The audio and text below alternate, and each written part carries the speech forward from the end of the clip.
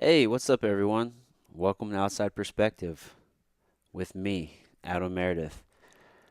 Thank you guys so much for joining me as I embark on this journey of exploration and knowledge seeking as I sit down with people from all walks of life, from all over the world, and just have engaging and meaningful conversation. I guess meaningful is, um, is up to the interpreter, huh? So just having just conversations where I'm connecting with people and learning and just gaining a different understanding of how the world is viewed, and how the world is experienced through another person.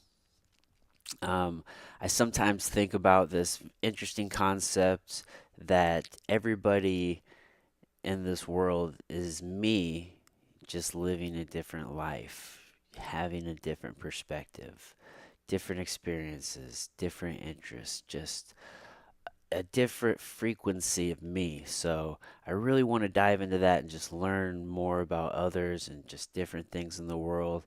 I'm definitely going to hone in on a lot of my interests, for sure. I'm fascinated by science and health and wellness and psychology and sociology and business and finance and so many different things, man. There's just too much to fucking learn about in this world. So I wanted to sit down with amazing people and just learn. And I want to bring you guys along on that ride. So thank you guys again for joining. Let's hop into this episode of the podcast. But before you do, let me first tell you who we have on the podcast today. I have Jordan Dowdy. He's a professional MMA fighter and just an awesome guy, an all around interesting person. I really enjoyed sitting down and talking with him. This one is a long one, folks, so strap in. We we really hit a groove there, and we were just, before we knew it, time was just flying by. So I don't intend for all of the episodes to be 3 hours. Ideally, looking for an hour, hour and a half. If we're really going. Um, but fuck it. Sometimes we just have a 3 hour conversation. So this was a good one. So enjoy. All right, here we are. Sweet. Jordan, what's up, dude? Not too much, Good summer weather's finally here. We skipped over spring. I'm enjoying it. Yes, yes, it's a beautiful fucking day. I love seeing all the green everywhere. That's for sure. Yes, yes. All right, folks. So I'm sitting here with my buddy Jordan Dowdy. Man, I don't know how long it's been, but I feel like I've known you forever. But it's probably been what, a good at least 2 or 3 years. How long has Sub Zero been there? Sub-Zero's been there. November 2013 is when they opened up. I was a customer there in around April because I had an injury. I was still an amateur at the time, and I thought I might not be able to compete anymore with it felt like a back injury that I had when I was 16, which I blew out a disc, but luckily it wasn't that, and I kind of weaseled my way into working there Mhm. in 2015, I believe it was, and been there ever since. But I remember the first time I ever saw you on the scene, you were kickboxing Daryl Cobb. I was writing the article for Knuckle Junkies that night, and I'm like, that's the guy. That's the top guy in the area. I'm like, I just saw how he could use his reach, how he could move, and I hadn't met you yet. And then there was a fight show at the Heart of St. Charles Banquet Center. I don't remember who it was. And I remember I walked up to you and I go, man, I really enjoyed that fight. And I remember that being the first time I really officially met you. And I'm like, that's the guy on top of the scene. That's what I got to emulate or try to shoot for because he's there. Yeah. That's funny, man. I remember that fight. I couldn't get any MMA fights at that time. I don't know why. I don't know. You know how it is. Sometimes you just can't get fights. So I just took that fight. Man, I remember it was funny fighting Daryl because I remember like whenever I was an amateur and like he was like the next big thing. Like everybody for some reason um was just super scared of Daryl. So it was just really interesting kind of having that outside perspective as an amateur and then like all those years later like fighting him. Well, and that's kind of a similar thing for the dichotomy when I met you. That was like I was still an amateur at the time. Like that's where I got to get. Yeah. And then here comes Bellator, and nobody wanted to sign that dotted line to fight you. And I was like, I'll do it. I mean, that's my Yeah. gauge. So Yeah, man, that was an interesting time in life. So for the folks listening that don't know, Jordan and I, we fought against each other back in 2015. Golly, fuck, dude. 3 years ago. Holy shit. Yeah, November of 2015 on Bellator, and they came into town. Yeah, those are some good times, dude. yeah, we were talking about training together because I'm like, man, I got to get some working with this guy if I'm gonna get that next level. And then all of a sudden, I won that second pro fight in September, and we were asked about being on Bellator, and I think I even sent you a text going, hey, they're gonna put me on there, and I know they were looking for you. We might get matched up. And then you sent me something back like, "Yep, contract came through with your name on it. Let's have a good time." And then from there on, it was just a gentleman's duel. And I remember even lining up to weigh in. They had us next to each other, and we're just sitting there like embracing it. It was fun. It's like there's a difference between enemies and opponents. And at that time, I was just like, "Cool, this is quite a ride to go from my last amateur fight in January, and here in November, I'm fighting on the biggest show to come to St. Louis against the Yeah. top guy." So I knew I was playing with house money there. Yeah, I mean that was a fun time, dude. I don't know that year. I just had a good year that year. Just really hit my stride, and then I got injured. Um, and then after that, fucking life happens. Mental, it's a mental game, bro. Every day. That's what I really learned. Because even whenever I came back after injury, I feel like everything physically kind of felt right. I mean, weight cuts were easier than ever. Like I was in good shape. Just mentally wasn't there. It's every day. It's I try to do something to not just train the body but train the mind because that was the one thing that you see everybody do and you see all these guys that they can perform like Captain America in the gym. They're just wrecking fools. And then when it comes time to get down to it, mentally they're lacking something. They didn't build something there, whether it's a concept of self-belief that may be true or maybe not true. But you got to have that self-talk with yourself. You got to build that mental muscle. And I find I get that a lot from podcasts, reading different books, sports performance books. And even though it's different sports, there was one book called The Champion's Mind. It was different stories in the end of it of Olympians. Here's the stuff they dealt with. No one knew about it. They Right. still went out and performed. Right. They didn't go in with a pre-made excuse. But that kind of stuff I felt like recharged me in a way that the world couldn't because I couldn't communicate with someone that had been there. You don't just go to the grocery store and run into Bob and Bob, hey man, I competed at a high level. Here's what I did. Here's what I learned. No, Right. I had to go to other source material. Yeah, man. The average person doesn't really. It's hard to relate. If you try to have those conversations, like, fuck, dude. You're sitting there and you're doing all the right things. And credit to you, dude. You are like one of the few guys kind of in the area who's just always doing the right thing. You know what I mean? Taking all aspects, into play. Physical, mental, recovery. But yeah, dude, if you're just not firing all cylinders and really trying to strengthen your mind, then everything just falls apart. Yeah, and I only recently just kind of felt like everything came together because I had all that aspect into it going last year for a run, but then I had a fight where my health was in question. Like I should have pulled out. I had a staph infection, and so mentally I was there. Physically, I was as there as I could be because of that limitation, being on antibiotics and all that. But this last Bellator fight, everything was perfect. Yeah. The weight cuts, they're never fun, but I had more time to drink, and I actually did a lot of rehydration studying to see how many milligrams of salt is lost in a pound of sweat. And I calculated how much I had to put back on and gradually sipping because the emotional part of the weight cut was always, oh, it's done. I'm going to drink this. I'm going to slam this down and I'm going to eat. And the more I kept thinking about it, I was reading what Lockhart did and Dolce did and a bunch of other nutritionists. And what basically the concept came down to was, we're pretty messed up by the time we get off the scale. Like, we should probably go to the hospital. So, and if we were to go to the hospital, would they go, okay, man, here's some food. We hope you feel better. No, they would hydrate you first. Yeah. So I did a slow sipping, got that back up, and the mental game was on, and my conditioning was better than it had ever been. And I just walk into that cage, and I'm like, I'm just going to be present. I'm not even going to think. I've done everything I need to do. Easiest fight I ever had. Yeah. Yeah, that's the best feeling, dude. Whenever you just slip in that flow state. You don't think about anything. You're just doing. Absolutely. That's exactly what it was, and there was a big relief on that fight because I wanted that big win on Bellator. I felt like I worked hard enough to deserve it, and the last two didn't go my way. The first one, in retrospect, I wasn't ready for. I mean, I had a good time. Like I said, I was playing with house money, but that move you hit me with, I turned the wrong way. But honestly, it was like that was a professional level move. I'm like, okay, I came to a checkers, or I came to a chess game only with checkers pieces here. You know, I got beat, so I got to look at what I did wrong. Yeah. And then the next Bellator fight with Bamba, nobody wanted that fight, and I got a little too elbow happy, and even maybe I should have finished him. I only got hit with one thing, and they had a ring next to us too. I didn't know how much time was left in that round. There was only 1 second left. But when I got done, Randy Couture and Jay Glazer, they came up to me and go, dude, we had no clue you had jiu-jitsu like that. And I'm like, if only it was a little better. I mean, that guy was a 2-time world champion at black belt, and I almost put him in an armbar, and all I could think of afterward was if I'd have just bit down on that knee in the back and got his head, who knows what would have happened. Yeah, man. But that was a good learning experience too, and to have those two defeats, I always kind of felt a little bit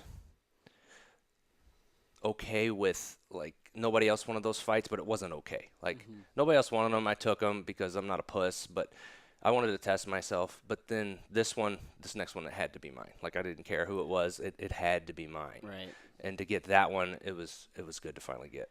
I bet, man. You know, in the fact of the matter that at least, you know, they had you back, you know, 3 times, dude. Like, obviously, there's probably going to be some more from there. And even if you're on there one time, they call you Bellator vet.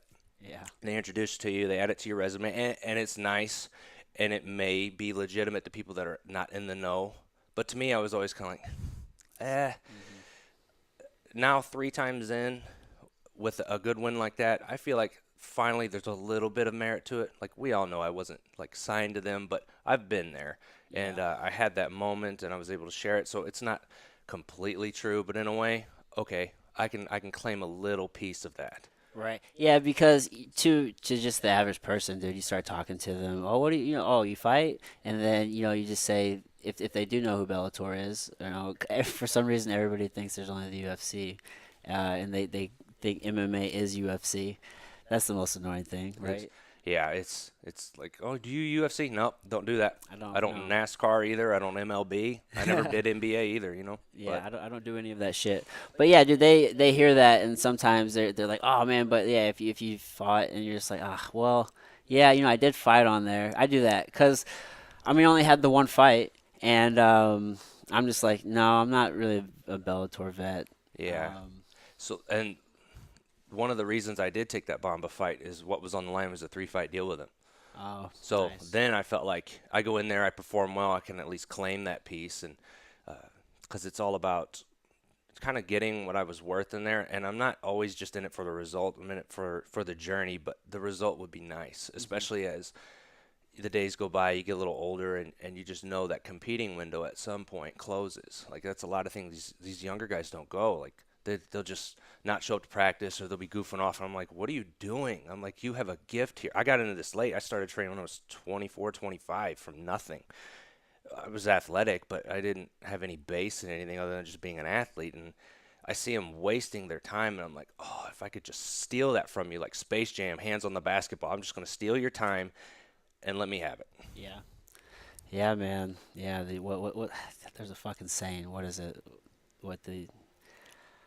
I don't know, something's wasted on the youth. Yeah. I know which one you're talking about. I can't think of it. I don't know what it is. I already fucked it up. Moments passed. I don't know. Maybe have you seen the studies about taking blood from younger mice and the old? I have seen that. Maybe I just use those guys that are slackers as a blood bag, you know? Man, they're doing so fucking much. Man, I'm gonna live until I'm 100. I'm gonna be a centenarian, 100%. For real, I will. I just know I will. Like, with the way science is going, there's no reason I can't live that long as I'm doing the right things. Yeah, for real. Especially with like the other studies you can get access to now, it's crazy the little things and mineral deficiencies that can cause health issues that people didn't realize before that they were just taking medications for. My dad at one point had heart murmurs or something going on with his heart. Nothing too dangerous, and they put him on heart medication, and then he goes to the chiropractor that we were going to at the time, which isn't it crazy that chiropractors have become like the base of nutrition around here. Like a lot of people, that's where if they go to a medical doctor, they won't hear nutrition. They go to a chiropractor, they can't. Yeah. And he goes, "Why are you on this?" He goes, "Okay, what's wrong with you is a magnesium deficiency." He goes, "Stop taking that pill. Trust me. Drink this stuff for a couple days, and your flutters and your heart are gonna go away." And within like 3 days, they were gone. And he Really? didn't have to be on that medication that he was gonna have to be on for the rest of his life. Really? Yeah. What did you base that off of, though? Some study about magnesium deficiency causing. Really? Yeah, I don't have all the details on it, but I'm sure. I mean, if you kind of looked it up, you could see something in there. But it worked for him. I'm No, glad. dude, magnesium is huge, and a lot of people are deficient in it, for sure. And I know it's responsible for like over like 300 bodily processes. I was just wondering, like, I mean, what symptoms kind of gave him that clue? I guess the heart kind of acts the in a heart certain murmurs way and or stuff. stressed more if Really? you don't have that kind of electrolyte in you. Yeah. And the magnesium is. I drink that Calm. It's good stuff. It almost you? tastes like a soda. It's got like a raspberry and lemon to it. You can throw some ice in it and just kind of sip on it, and Yeah. it gives you that taste of, oh, this is something that's different than water, Mm-hmm. and it's not terrible for me. Really? Yeah, I use a topical magnesium oil. I'll spray it on my feet at night before I go to bed and I get out of the shower. On it has a cool key minerals thing that I'll take too. That's got magnesium in it, and I feel like that makes a good difference in how I sleep, even when I take Nice. those key minerals. Yeah, yeah.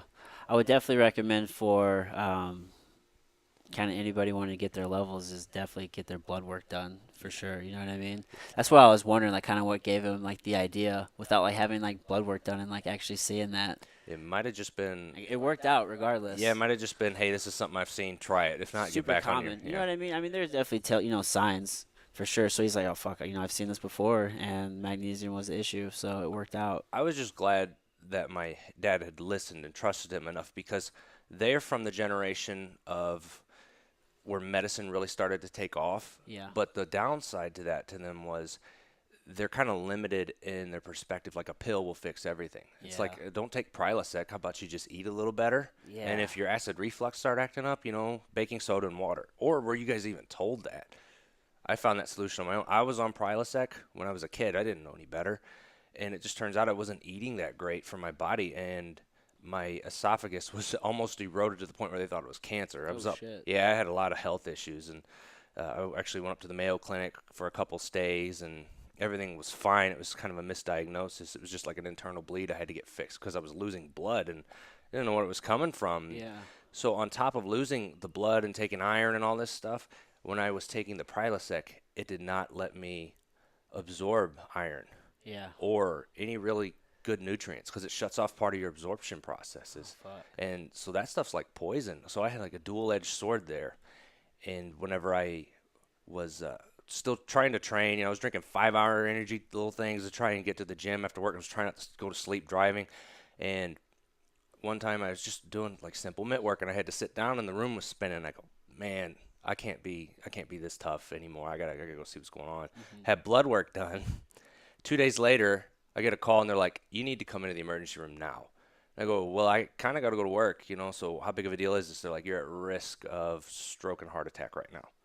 Your hemoglobin count is at 4.6. Normal range is 13 to 16, 17 range. And I'm like, oh. And I hated that job at the time, so I was pretty excited to actually stay in the hospital that weekend and get blood transfusion. So they got me, over the course of the weekend, I was there from like a Thursday to a Sunday. And they just kept pumping this blood into me. So if anybody can ever give blood, I would recommend it. I can't. I ate beef when I lived in England for 2 years as a kid, and they won't let me do it. Every time I try, they won't let me. But I would love to be able to. And as they got my blood levels back up to about 10, I still wasn't normal range. But I'm like, this must be what blood doping feels like. My skin changed colors. I got darker. I didn't need to sleep as much because it was like all of a sudden I had oxygen in my blood. Oh. And I remember telling the nurse Sunday, I'm like, can I go to practice tomorrow? They're like, yeah, I don't see why not. And I went and we went through like the hardest workout we ever did. And I wasn't even breathing heavy. Now, it leveled out over time, but Right. I'm like, I can't believe I was that messed up because I'm like, this sport is hard. I'm like, how are these guys fighting this hard? I can't even hit mitts without getting that tired. No, I just didn't have the blood. Yeah. Yeah, you're just fucking deficient. Yeah. Man. Yeah, I'm really of the belief that so many ailments they're just it's an autoimmune deficiency. or an autoimmune response. Like you're having fucking, you're deficient in some sort of nutrient, some sort of fucking. Um, I mean, you're just deficient in something. So your gut's all fucked up. You have so much inflammation going on. Um, God, and just so many things stem from just having your gut out of whack. Not you don't have a healthy biome. Yeah, and then the food we eat now doesn't help that at all. But the inflammation, I think that's a real key point, and I think that's why something like CBD oil helps so many things. Yeah, yeah, yeah. I mean, CBD oil is great, and there's just so many just things that you could also do if CBD isn't readily available, you're just not aware of it. Like just simple things like cinnamon, that helps with inflammation, or turmeric's pretty widely available now that helps with inflammation. There's just so many things that you could do. You just incorporate in your diet, and then you're gonna get all these other like micronutrients. You know what I mean? Yeah, my supplementation now kind of hits a little bit of everything like that. So I do have some turmeric, I have CBD oil, I got some 5-HTP.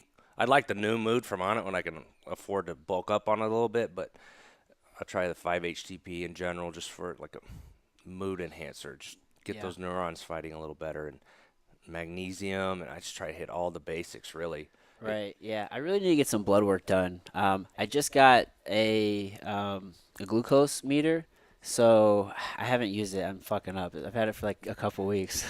I should probably start using that.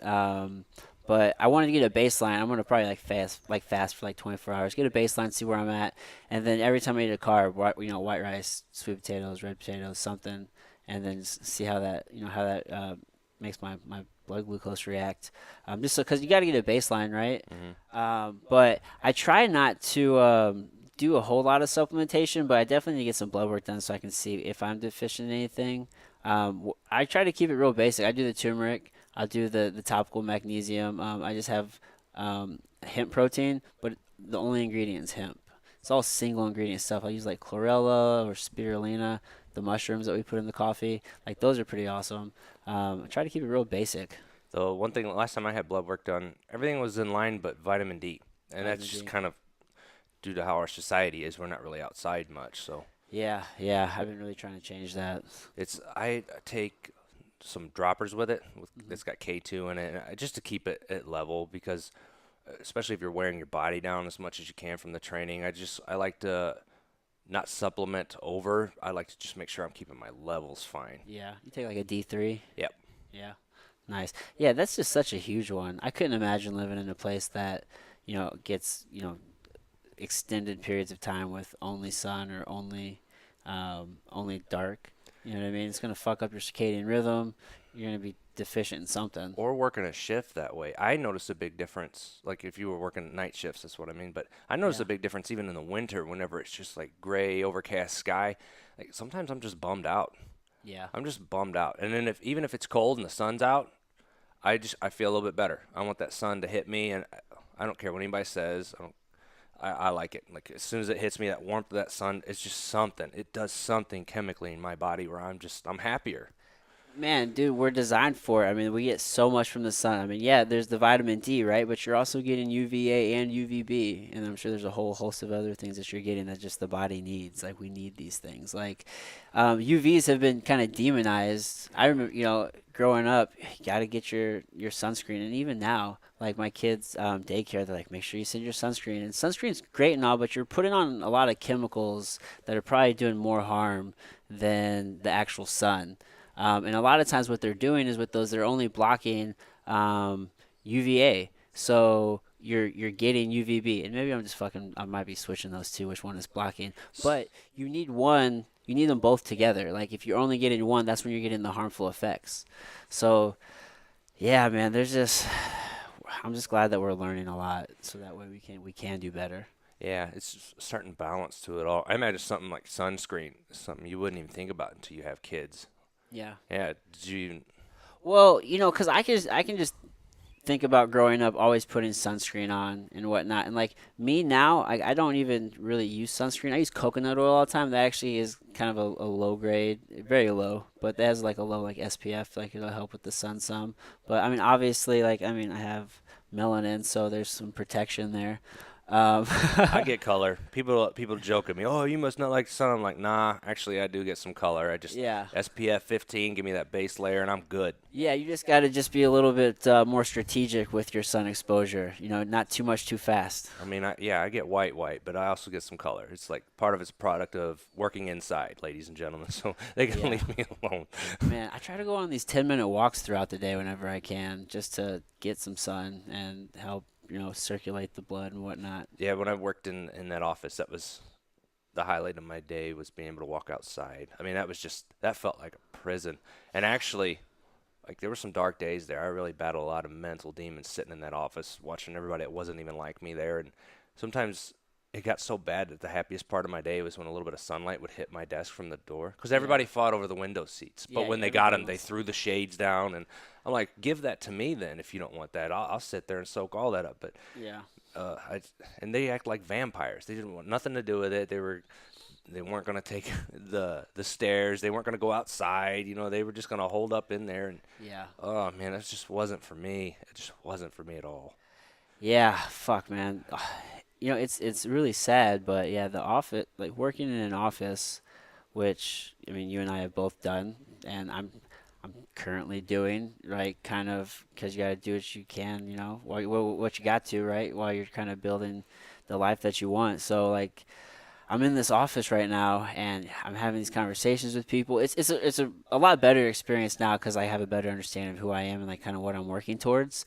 So like I'm directing a lot of the conversations towards health and like things that I want to talk about, and just being me, just is what it is at this point. But kind of earlier, whenever like I thought that I really wanted to like, fuck, well, this is the path I'm gonna go down. No, you just accept kind of what society kind of deals you. Fuck, well, I want to get this office job, and I'm gonna try to work my way up this corporate ladder, right?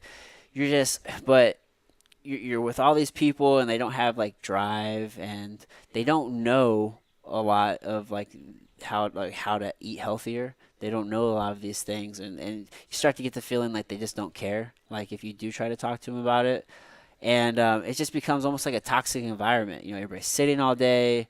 Um, Nobody's really. You're just going through this every day is like Groundhog's Day. You know what I mean? Yeah, absolutely. Everybody's unhealthy. Everybody's bitching and complaining about the same shit at work. It's just this vicious fucking cycle of just negativity. Yeah, and that's kind of what really threw me off from it. It's like it wasn't made for me, but the biggest issue for me there was I felt like I was trapped. Yeah. Like mentally, I felt trapped. Like I felt like it was a prison, but the bars weren't physical; they were more mental. I'm like, okay, I did what I was supposed to do. I did exactly what you guys told me to do. I went through elementary school. I got good grades. Right. I didn't fuck up. I did all the right stuff. I was the oldest, so I was raised a little bit more stricter than my younger brothers were. Yeah. So, and then, I went to high school, got the good grades, and stayed in athletics, didn't knock any girl up in high school or college. And in college, I did what I thought I was supposed to do. I had a couple major changes, but I'm like, okay, they told me as long as I'm here and I do this work, Yeah. when I'm out, the world that they've built for us to get into, it's a good one. It will be successful. And so then I graduated college, and then I had another job in the interim. And then when I got a job in an office, I remember sitting there at 23 years old with a degree around a bunch of middle-aged women who hated me already because I was the young smart guy in there that had the same job they did. And I'm sitting here thinking, like, all my friends, not even my friends, people my age, people I can relate to, they're not here. And I had these petty people. And then I got promoted to a senior level position 3 months in over these people because I had more of an aptitude to learn that kind of Yeah. stuff, and it wasn't anything against them, but the kids that are now growing up are going to be able to embrace technology better than us, no matter how hard we try. Right. And so I had them doing real petty things, like counting how many times I go up to take a piss during the day, and they try and hold it against me. And then I would work hard, and then all of a sudden I'd be doing someone else's work, and then that someone else, since she was friends with the boss, would get the raises. And I'm like, this isn't justified.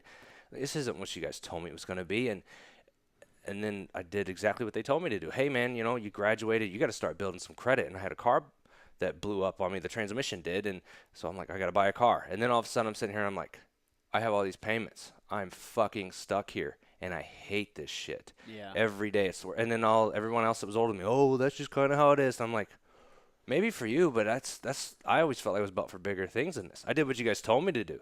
Yeah. And now I'm sitting here with a student loan debt and this, and I trusted you guys. You guys fucking failed me here, and some of it's my fault, but I don't have the perspective I do at 32 that I did at 18. They told me you do this and it'll be done, and I trusted you, and this is what my reward was. Some of it, there's a little bit of self-responsibility to it, but I always kind of felt like they guided us wrong, like they let us down. Instead of bailing out these banks that were giving out bullshit loans, you're just letting your next generation of kids that you're raising incur all this debt, like all this student loan debt. They hit my credit report with that shit. And I had a car after the Bellator fight. Things were kind of a mess, but my car had an issue, and I had to get another. So I had a lot of medical debt already from all those health issues that I've been steadily paying down.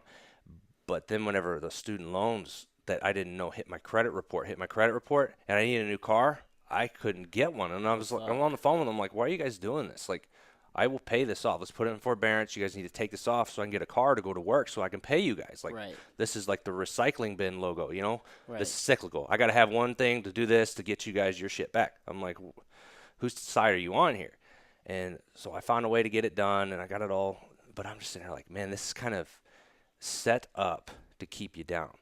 And it kind of goes back to what we were talking about before. Like, the negativity is so easy to find out there. You just got to find a way to not be around it, because when it's set up that way and it feels like the cards are against you, it's easy to embrace that victim mindset. So I kind of went on a rant there, but you kind of know what I'm saying. No, man. I mean, you touched on a lot of different things there, man. Fuck, dude. We can really unpack that. I mean, there's the fucking scarcity mindset, right? I mean, nobody wants to be around that. You start getting crabs in a barrel. Everybody's trying to pull each other down, and that's just a shitty company like culture. Like, nobody wants to be in that type of culture. And there are definitely companies out there that aren't like that, right? That try to build each other up. Like, there's a fucking great one here in St. Louis, First Form. Andy Frizzell owns it. He owns also like supplement superstores, and like they have like a fucking awesome culture, and a lot of people seem to be happy there. So if that's your thing and you can find an awesome culture, that's great. But yeah, and a lot of these Fortune 500 offices, and we have several large companies here, it's just all about the bottom dollar, and it just creates this environment typically for a lot of the people on the front lines or at the bottom of the pyramid there. It just creates a really shitty environment, and it sucks. It does. And I kind of got back at them at that first job, though, because they were going through a merger, and I was helping their systems communicate. And everybody's there is doing this, and I'm like, hey, guys, when this is over, they won't need us anymore. Like, they bought this company. Like, how this is going to go. No. And I'm like, I'd be saying this in, like, meetings, like, just so you guys know, plan ahead. But no, then I was that young kid just being an asshole. And then finally they had that meeting the one day, and they're like, yeah, we're sending all these over to India. And I'm like, guys, I told you. Did you not notice the parking lot was dwindling down here and all this? And then they were coming in, and they were like, oh, well, you got to still work here for this many months. And they brought us in, and they're like, we just kind of need you to sign this release. I'm like, I'm not signing this. I said, you guys have done nothing but hold me back from promotions, defame my name here, whenever all I ever did was ask the questions that you hired me to ask about these processes. And I said, I have all the emails saved. I said, I have all this stuff on you guys. I said, I'm going to have a lawyer look at all of it. So I'm not signing it, and it was a complete bluff. And so I go home. They had this meeting in January, and the last day the department was going to work was in May. I get a call, and they're like, yeah, you don't even need to come in anymore. We'll pay your salary through May. And everybody else had to stay. They were kind of pissed at me, but so all my friends were calling it corporate sponsorship, like Edward Norton in Fight Club when he's walking out with the computer, he's getting paid. And I was like, okay, that's a good consolation. And then I felt freed of it. Oh, man. Then I felt freed of it. And then I was looking for a good job for about a year after that, because it was a senior level data analyst and then everybody's like, well, you could just get a job at Sears. And I'm like, man, the unemployment that I'm getting back, which was my tax dollars that I already paid, that I felt like I was just getting back, I'm like, it goes down if I get a job that isn't around the level I was at. Yeah. And so what do you guys want me to do? Like, work harder, not be able to find a better job, and just work a cashier somewhere? Yeah. I'm like, let me see what I got here. I got a little bit of time. Yeah, I mean, at that point, you're like, fuck, dude, I was making this. This is what my time is worth. I'm going to try to get that. I felt like I had my life back. I'm like, oh, it's the weight's off of me. Okay, I'm not stuck in that office anymore. And man, fuck that. I'm like, this is a reset. You know, Yeah. I'm lucky to get this because I would have been stuck there. Yeah, that fucking daily commute where you're just driving, you start dreading it, you start fucking, you just feel the heaviness, and you start fucking frowning. You're like, fuck, you're whispering under your breath, this motherfucking place. Yeah, It was all like, this resentment, yeah. negativity, dude, is fucking cancerous, bro. It's Well, and cancer. that was in 2013 when I left. So that was from 2010 to 2013. I hadn't discovered podcasts back then. So I was sitting in the office just listening to the sports radio or music or, when Netflix started coming out, I started hiding my phone and watching Netflix when I was working, which actually I got more done when I had it going because something could hold my attention instead of Yeah, 13 things. yeah, And, I didn't have like the JRE podcast and all the stuff that we are privileged to get nowadays because no matter what I'm feeling, a YouTube search can find something like, okay, today I need a little workout motivation, or today I need a little life motivation, and yeah, I can just find it, and yeah. that's so easy. It's like if I'd have had that then, how much more would I know? Yeah, that's definitely one of the benefits of the internet, right? Dude, there's just so much information. There's no reason to be ignorant. Really on if there's anything that you want to learn, you can. It's all available. It's all available. There's no reason to not always be learning. I don't understand it, but yeah, I mean, you get into that situation and at least and maybe it's just because we grew up here in the Midwest. You know what I mean? It's super conservative. I'll say it time and time again. We're in the fucking Bible Belt. Yep. So that just brings a whole, other set of just beliefs and just this overarching feeling of just the whole area, all, just all through it. And there's just a way of thinking, and it's like, this is the way. It's like, then you realize, like, well, it's a way. Yeah, it's a way. It's a way. That's really cool. But I want to do this other thing where it's like, well, maybe I'm just fucking doing jujitsu and I'm fucking doing some privates and I don't make a lot of money, but fucking I'm doing what I want to be doing right now. It's like, okay, well, maybe you're fucking making like 70 grand doing what the fuck you love. And it's for yourself. One of the biggest eye-opening statements I ever saw was, what you get paid an hour is how much a company thinks your life is worth. And I was like, oh shit, that's some deep shit. I'm like, really? I'm like, I'm giving up time I'm never gonna get back for this amount, and I'm not happy doing it. And the previous generation, like I said, they won't understand it because they had careers at 18, and they had something called retirement Yeah. that we aren't gonna have. So right now, I'm just trying to find a way to balance out my bills and find something that feels like it fulfills me a bit. Yeah. Well, also, we're paying into Social Security. We'll never get that. Um, it's funny you say that. So I took a contract job. It was 6 months, and they were paying me $27 an hour. Dude, I wasn't supposed to probably get this information on these financials. I found out. So I was contracted through a company that was they had won a contract with a company for they're relocating them, right? So I was a part of that contract. So they were billing hours for me, and they're paying me. They're paying me $27 an hour. I find out they're billing me at $125 an hour or $140 an hour. One of those fucking numbers. 100 some odd dollars an hour. They're billing me at, and they're paying me $27 an hour. But they did you a favor, right? Holy fuck, dude. And like, if you want to talk about, man, knowing your worth, it's like, God, you hear that, and there's a guy. I follow Andy Frisella, and he has he has a one take on it, which kind of contradicts this, but like fucking, you want to talk about knowing your worth? Like, holy shit, like that changed my whole fucking perspective on that topic, because it was like, I feel like I didn't even know like what I was doing. I didn't really. To me, it's easy. Maybe to somebody else, it wasn't very, because it was maybe difficult for them. But I'm just like, holy shit, you're giving me peanuts while you're fucking taking a huge fucking share. Like, you're almost making $100, and I'm just getting. You're just like, here you go. here you go. And that changed my whole fucking perspective. So when that contract ended, I'm just like, you know what, man? Let me just fucking figure some shit out. And so I just took like 6 months and just worked on my own shit. And just recently, took another contract job just to fucking just fill in. I'm like, all right, well, this is gonna pay me the most right now, where I can do the least, so I can keep doing what I want to fucking do. Because, I mean, fuck them. You know what I mean? Like, obviously, it's all about them. So I want to try to build a life to where I can actually help people and provide value, and not just give away my time. Yeah, Time's too valuable, man. and there's a lot of little traps like that out there. So the next time I found a job that was comparable and it was time, it was actually through an agency. And those agencies, they're very predatory, I came to find out, because what they'll do is, yeah, we'll get you a job in here, and here's this carrot at the end of the road. You do well, this company will probably hire you, but you work for us. While you're working for us, you know what? You don't get any days off.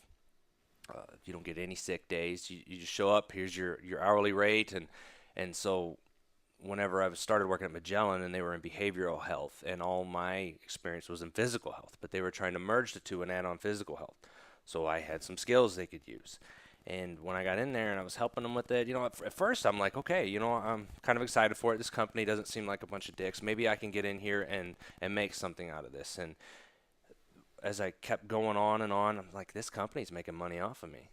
And my brother was gone at the time, and I had a really hard time when my middle brother joined the military and didn't hardly ever get to see him. And he was coming back one time, and I told him, hey, man, I'd like this Friday off because my family's going on a week-long vacation. I know I'm not going to get those days. If I could work 4 10-hour days and get Friday off, could that be possible? Like, please, sir, can I have some scraps, And Yeah. I felt like a bitch groveling for it because I thought it was a reasonable request just to have it off, Don't pay me then, okay? But then they try to act like you're the problem because you want to spend time with your family. And when it came down to it, then they were like, yeah, I don't know about that. I'm like, well, I got some stuff that you need, And matter of fact, if you want me to help you with this, I've looked around. I'm the only one doing this. I need a raise. And that worked out in my favor on the short term because then I got a $7 an hour raise that day. And I knew what was coming, like when I got that kind of money from them. And anytime they can call you and no face interaction, no feedback. It's just they'll have some random dude call you, hey, your job's done. Oh, really? It's the most cowardly shit, man. Like, at least shake Fuck. my hand and thank me for the time. And Yeah. But, Have a they conversation were with always you. afraid, like, oh, because they know what I did, like I was going to lose my shit. And I'm like, no, I'm more balanced than you are, guys. I can take news. But so, I got the call, and I was like, okay, cool, whatever. I helped them do what they were going to do. And it's just like I went for another interview somewhere else, and here's what they do. Like, you'll interview or you'll apply for a job, and they're like, yeah, come on in for an interview. And then you'll come in, and then they'll go, well, you're not really qualified for this job, but we have this job over here that can help you. And at one point, I did lose my temper in this interview, and it was a woman about my age, and it wasn't really her I was lashing out at. But I'm like, why do you guys do this shit? I'm like, you guys are fucking predators. Why did you tell me to come in and interview for this job when you're just going to stick me in a hole at this other one and take half the money of that job? I said, you guys are what's wrong with this world because you're preying on college kids, and there's a fucking problem with that. And then this one guy comes in, he's like, well, what's going on in here? And I'm like, hey, man, look, here's what you guys fucking do. I want you to know what your business practices are, and you can convince yourself of anything otherwise, but you're not helping anybody in this world because we don't get any days off to spend with our family. We don't. This is like indentured servitude. Like, we get to come in, we get to work, and oh, thank you, sir. I'm so glad. But if anything ever happens in our lives, we're an at-will thing. If we need a day off to take care of something personal, if someone needed daycare service on an emergency basis and they couldn't find one, had to take off for their kids, they could be called and not brought back for that. Yeah. So they string you along at minimum payment, and they kind of have you under the thumb, like, oh, you need anything, you're the problem, not let's be decent human beings. Oh, you had an emergency today? That's fine. You know what? We live in a digital world. You have a laptop anyway. Why don't you just work from home today? Do what you can. Take a half day if you need to. Yeah. Because no matter what happens when you show up the next day, the work's going to be there. It's not going anywhere. So it's just some of the practices I've seen out there. It just drives me absolutely nuts. Yeah, man. I mean, there's just a whole slew of systems in place that just support each other, that kind of keep things perpetual and the way they are. And fuck, I don't know what the answer is, or what all of the answers are, but we definitely got to start having some fucking conversations about them. I think they're going to be forced to, especially as we age. And I don't know when that'll happen because everybody can talk all this shit about, oh, everybody needs a job, everybody needs to work hard, but there's not going to be enough jobs for everybody at some point because what was the job of a secretary 20, 30 years ago, now someone can do on a computer, or that Yeah. you can have some college student do for you part time. And a lot of these jobs, they just won't be coming back. Yeah, technology is changing the world we live in, for sure. Yeah, what we're gonna do when cars are we finally figure out how to get them to drive on their own, and we're not worried about them fucking killing anybody just yet. Yeah. You know what I mean? Like what then? There's a whole class of mostly men, fucking who are undereducated, who won't have jobs. And looking for someone to blame that they don't have the jobs. Yeah. And so if they get semi trucks to start driving themselves, Yeah. like if you just look at that demographics, a bunch of white males are going to lose their Yeah. way of living. And so what do they pivot to? Do they go to IT jobs? I mean, at a certain point, there's enough self-automation out there, and not everybody can be an entrepreneur, but what do you move to? It's not like Thanos is going to show up and snap his fingers and then, okay, the population's under control. But it's Yeah. it's really weird. It's like some people are moving to like a universal basic income. I don't even know if that could be something that could be done. But if you were to nix away maybe Social Security and all that and just replace it with that and put the sovereignty into their hands, but then people see that as a handout. But at a certain point in time, what are you just going to have a permanent underclass of citizens like they do in India? Yeah, yeah. No, I'm glad you said that because I was about to ask you what you thought, what your thoughts on that were. Because I mean, it almost seems like it's like an inevitable thing that we would have to move towards, because there just won't be enough jobs for everybody to do. There won't be enough. Life is getting too easy, right? Yeah. And technology is taking the place of a lot of the things that we do. So I mean, at a certain point, when do we, as a fucking species, or when do we just finally realize like we don't always have to be working and producing, you know, widgets all the fucking time? It's that old school Puritan mindset. It's weird. They still haven't been able to shake it. And it's not that the next generation is lazy. The next generation is asking why. Yeah, Well, why do I have to commit this much time to that? Because that's what you grew up with. I think we can do it a better way. Oh no, you're just lazy. No, I can get this job done in 30 hours. Why isn't that considered full time? yeah. I mean, a lot of times you can get it done in way less time. You're just sitting there wasting Well, time in just an to put your office, 8 hours whenever in. we would get big projects, I know sometimes I'd be like, okay, I can be on this all week, and I'd have it done within 2 days. But I knew if I gave them that early, then I get someone else's project. Right. So I was only playing the fair game there, like the Tour de France. Everybody's on the shit at the same time. I was just playing the game like everybody else was. But it's going to be interesting to see how it all plays out, because it's something simple like, okay, we got to work 40 hours. That's the minimum. And I'm like, okay, well, so now you guys have taken away the mandate of healthcare. Whatever. Okay, people got to buy into it. Why don't we then just change what's considered full-time work? Because if 40 hours a week is full-time work, how about we just nix an hour off everyone else's day? Let's say 35 hours would be full-time work. Every 7 jobs, you create another job, and everybody else has another hour to invest in themselves or their family. Something simple like that. But no, there's too much blowback because that's not how we've done things. And, Yeah. it's Yeah. at a certain point that perspective has to open up. And I'm hoping, and maybe I'm just stuck in my little bubble and I hear the conversations I like to hear. I'm hoping that these conversations are starting to come up, but then not to delve into politics or anything, because we don't need to go into specifics or names, but it seems like every now and then there's kind of a pushback for things to go be the way they were. Like Yeah. now we got an attorney general wanting to bring back the war on drugs, and we got people wanting to be like, oh, we got to get all these coal jobs back. And I'm like, coal? Yeah. Yeah. And let's just we keep saying I'm gonna put very specific blame on one fucking generation, and it's the goddamn baby boomers. Yes. And I've fucking ran about this all day because it drives me insane.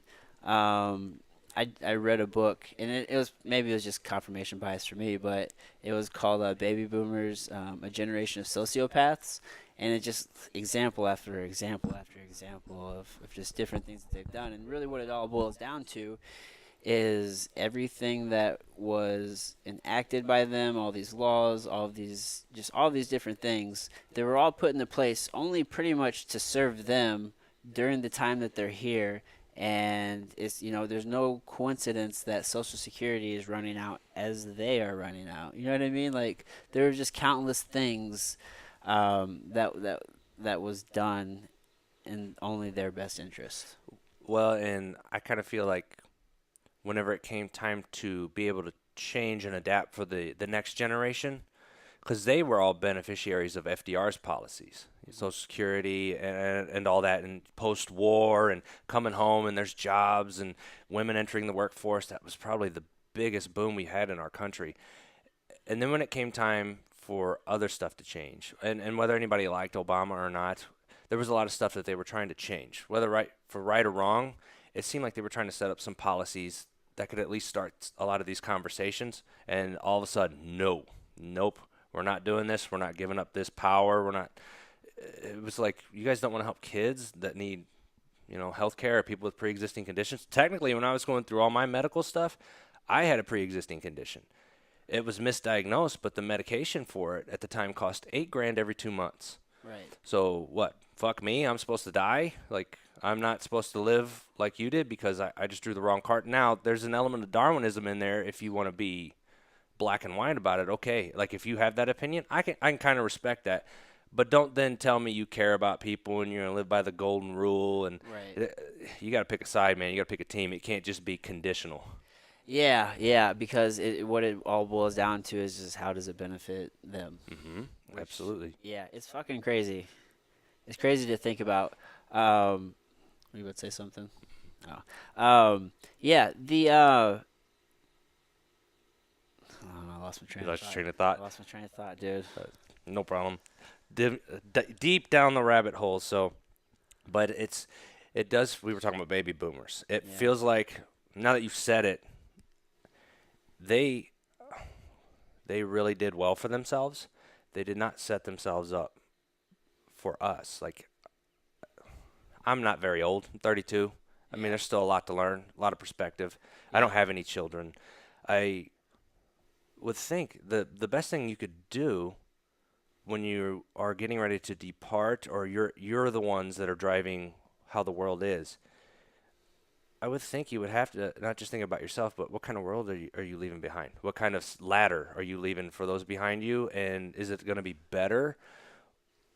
And everybody gets caught up in stupid little things. So instead of seeing the macro of it all, they look at the little micro things. Like, it's like this little stupid news story now can mask the fact that, hey guys, we're gutting your health care, but it's good Right. for you. Yeah, you would hope so. I mean, I guess that's just kind of where the whole idea of them being sociopaths come into play. They just don't give a fuck. But I mean, what I don't understand is we do know better.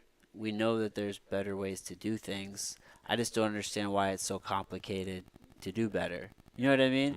There's just a whole convoluted process. You just have to go through all this bureaucracy, all this red tape. Like, why does change have to be so difficult? But I mean, it's just the world we live in. I don't know. I don't know the answer. I just asked the question. I don't know. And it's really weird because change for us, if we have the answer, feels like it should be quicker. But over history, like, change is taking some time.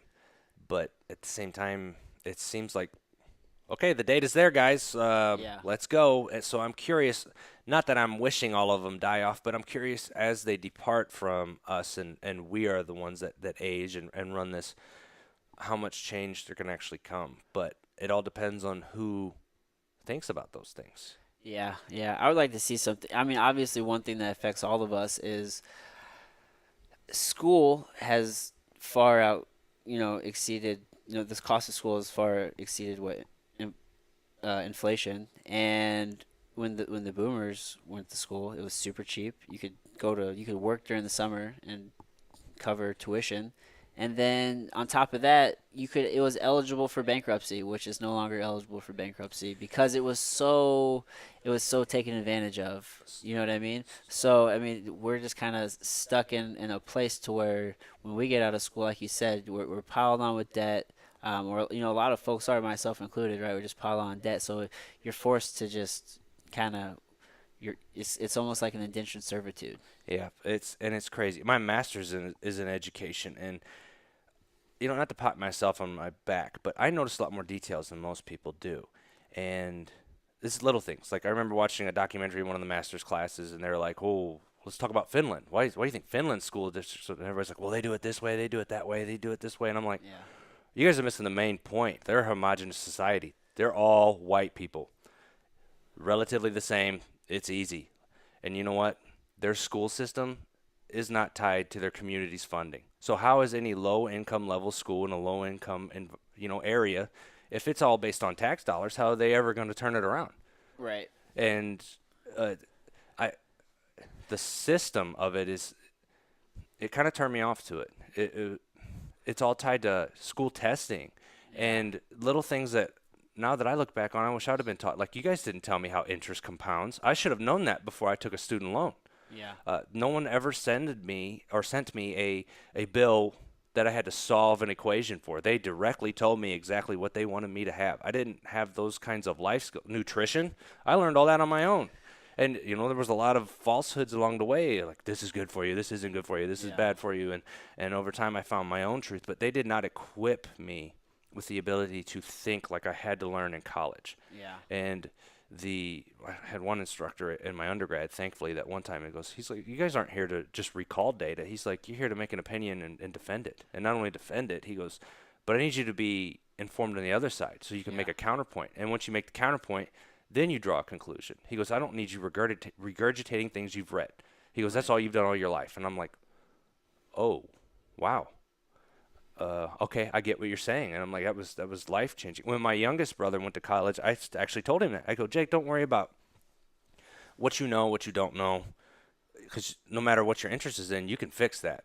I said, my goal for you to go in there, no pressure, is I want you to be able to collect data, form an opinion of things you care about. Who cares if, you have to do it for some assignments. I said, but be able to back it up, be able to make a collective argument, have an opinion, and not just an uneducated one. I said, but that's thinking. That's knowledge. If you don't know how to think, what do you know how to do? That's a skill. Thinking is an absolute skill. Yeah, and you have to develop it. You have to challenge the mind. You have to do hard shit, make yourself uncomfortable, strengthen the mind through physical activity. And you also have to, strengthen it by the knowledge that you fucking put into it, dude. So my little brother just graduated high school. He's 18. You met him. And, dude, I told him, dude, take a year off. College isn't going anywhere. No, it's always there. If you want to go do it, absolutely do it. But take a year off. So many kids just go right into that. No plan. You don't know what you're doing. So you're going to take on all this debt to figure your shit out. No, figure your shit out and then go to school for what you want. And while you're figuring your shit out, hey, go make some money. You know what I mean?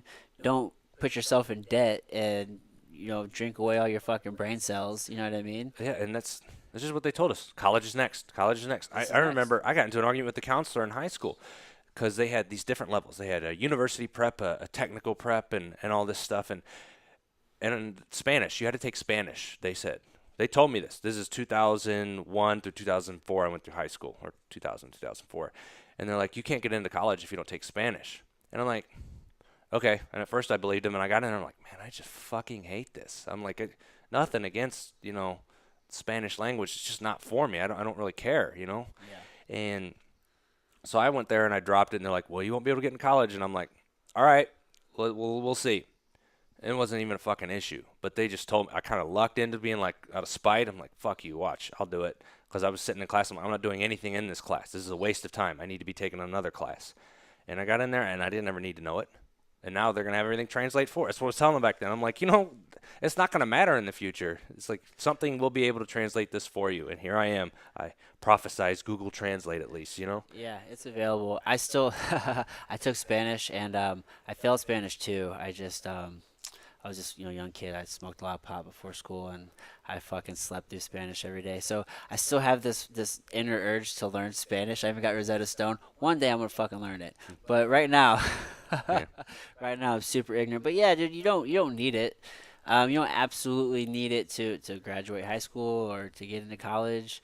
Um, there was just a whole lot of things that were presented as truths that, there's just other ways to do things. Yeah, and as I get older, I'm like, was that actually their truth or was that a protection mechanism? I don't know. And maybe it's just perpetuating what they were told, and it's just, well, this is how, it's that this is how things were always done mentality. You Uh, know what I mean? I, Which is cancerous. I would have loved a critical thinking class and a philosophy class of some sort in my high school years. And then when I was finishing up my master's degree, I took a course. It wasn't even an elective. I needed it wasn't a required one, so I just took it as an elective. And it was talking about the different learning styles of people. And this is the last course I took in all my education outside of high school, which was about 8 years worth. And then at the last course I have taken to date, outside of anything else that I've read on my own, it's talking about different learning styles people have. And I'm Yeah. like, this would have been helpful as a kid to know. Like, maybe I don't learn from, because I'll sit there and sometimes I'm like, man, I'm not into this course. Am I the issue here? Do I just not like this guy? Yeah. Is it a personality clash? Because I clashed with a lot of English teachers because I'm like, your grades are subjective. Your Yeah. grades are subjective. It's not 1 + 1 = 2. So the fact that whether you like me or not is playing into your grade. No, no, no, it's not. And I go, actually, I tested you because I copied off the girl right next to me who got an A and I got a C. I worded it differently, but and me and I'm a junior, right? So I've always pushed back on people. It's just in my genetics, and so I called her out on it in front of everybody, and it's trying to make me out to be like an asshole. But here I'm like, here I have proof that this is subjective as shit. Yeah. And she goes, well, now you got an F on. I'm like, that's fine. I made my point. Right. And what was I saying there? I wish I would have spent more time on them developing, how to think, how to find correlations between things, and learning styles. Like, I don't learn this way. I learn visually and taking my own notes while someone shows me something. Yeah. Why does everything got to be so cookie cutter? I'm standing here. Here's our PowerPoint, and before PowerPoint, you remember the overhead projectors? Oh my goodness. Yeah. Or even better, when you were a kid and that TV came in on the stand, you knew it was that gonna be a TV good stick day. Oh Yeah. man, and heaven forbid if they fucking brought in some popcorn. Everybody got a little popcorn on a napkin. But I mean, I subbed in the school districts for a while too, and it was kind of interesting to see some of those kids. And usually when you're subbing, you're not really teaching. You're kind of giving them work, and you're kind of telling them, and they knew who I was because I'd go to their open mat wrestling practices and wrestle because those kids would come at you, man. Yeah. And I gained a lot from that. But they'd be like, "What if I don't want to do this worksheet?" And I'd be like, "Okay, because they'll test you. They will test you." And so I'd be like, okay, that's fine. If you don't want to do it, that's fine. You can listen to your headphones. I'm not going to argue with you. I said, but keep it down so the kids that don't want to work at McDonald's can do it. And those kids were like, oh, shit, he just said that. And I was like, hey, man, look, I had to do it too. It doesn't necessarily mean I like it. We're all just here. I'm like, just get it done. And then in cases where I could tell them where it would apply to them, yeah, okay. Here's where this would apply to you. Is this busy work? I'll be like, guys, I'm not going to lie, this is busy work, but this is something you got to do. Or, okay, guys, here's where you can use this at a later date. I know it doesn't make any sense now, but this kind of help you, if you think of it in this way, it can help you learn how to budget later or something like that. Yeah, no, that's life, man. Sometimes you just have to do shit you don't want to do. One thing I have noticed, up at my kids' school, there are a lot of teachers that are they're taking into account the different learning styles. Like even in my daughter's class, like the teacher has like, some kids can like sit in the floor. They have like soft areas. Like some kids can go sit on their knees. Like they have all these like they're kind of free to move for what's comfortable for them. So they're not like just stuck sitting in this desk like all day. So there are definitely some teachers that are kind of taking that into play, which is kind of cool to see. But they're still stuck by these are the state guidelines and regulations. You got to still, we want you to progress at this rate. By the end of fourth grade, you got to be reading at this number. You know what I mean? It's like, but their funding is completely tied to those test results. It's almost like it's like I always joke with somebody, like when I hit 35 and I'm eligible to run for president or some type of office, I'll be the guy that'll fight for you. But my platform will be, we're going to legalize marijuana statewide, and the funds are going to go to your kids' school systems. How's that sound? I don't see why Not the not. lottery, not nothing else. How about the best thing you have going on? How about your kids? Let's Yeah. get them some technology. Let's get them in there, and let's not worry about shutting these schools down and penalizing them. Uh, Everybody's like, oh, well, teachers need to get paid more. That's cool. That's cool for you to say. What are you doing to Yeah. make sure that comes up? Because when referendums in your hometown come by and you don't want to pay $30 more a year or a month or however that math works out so your kids have a better style, or maybe you don't have kids and you don't give a shit. But Yeah. how are you investing in your community? And then you got the people like, there's this big group now, taxation theft, taxation theft. They didn't always tax us like this. I'm like, okay, I don't like taxes either, but I like roads. I need those. Yeah. Well, they had roads back then, and there wasn't taxes. I'm like, you're talking what, 1915? Like, what kind of Yeah. roads did they have? Did they have the vehicles that we had now? Yeah. It's like, guys, no one likes taxes, but part of your police protection and Yeah. all that other stuff kind of goes into it. And it's like, if they could just, how about you tax the luxury good that a Yeah. lot of people seems to be working in California, Yeah. I mean, or not California, Colorado, but I think California has done something similar. But taxes suck. I mean, it's a part of it, though. I mean, how about there's just so many, inefficiencies happening.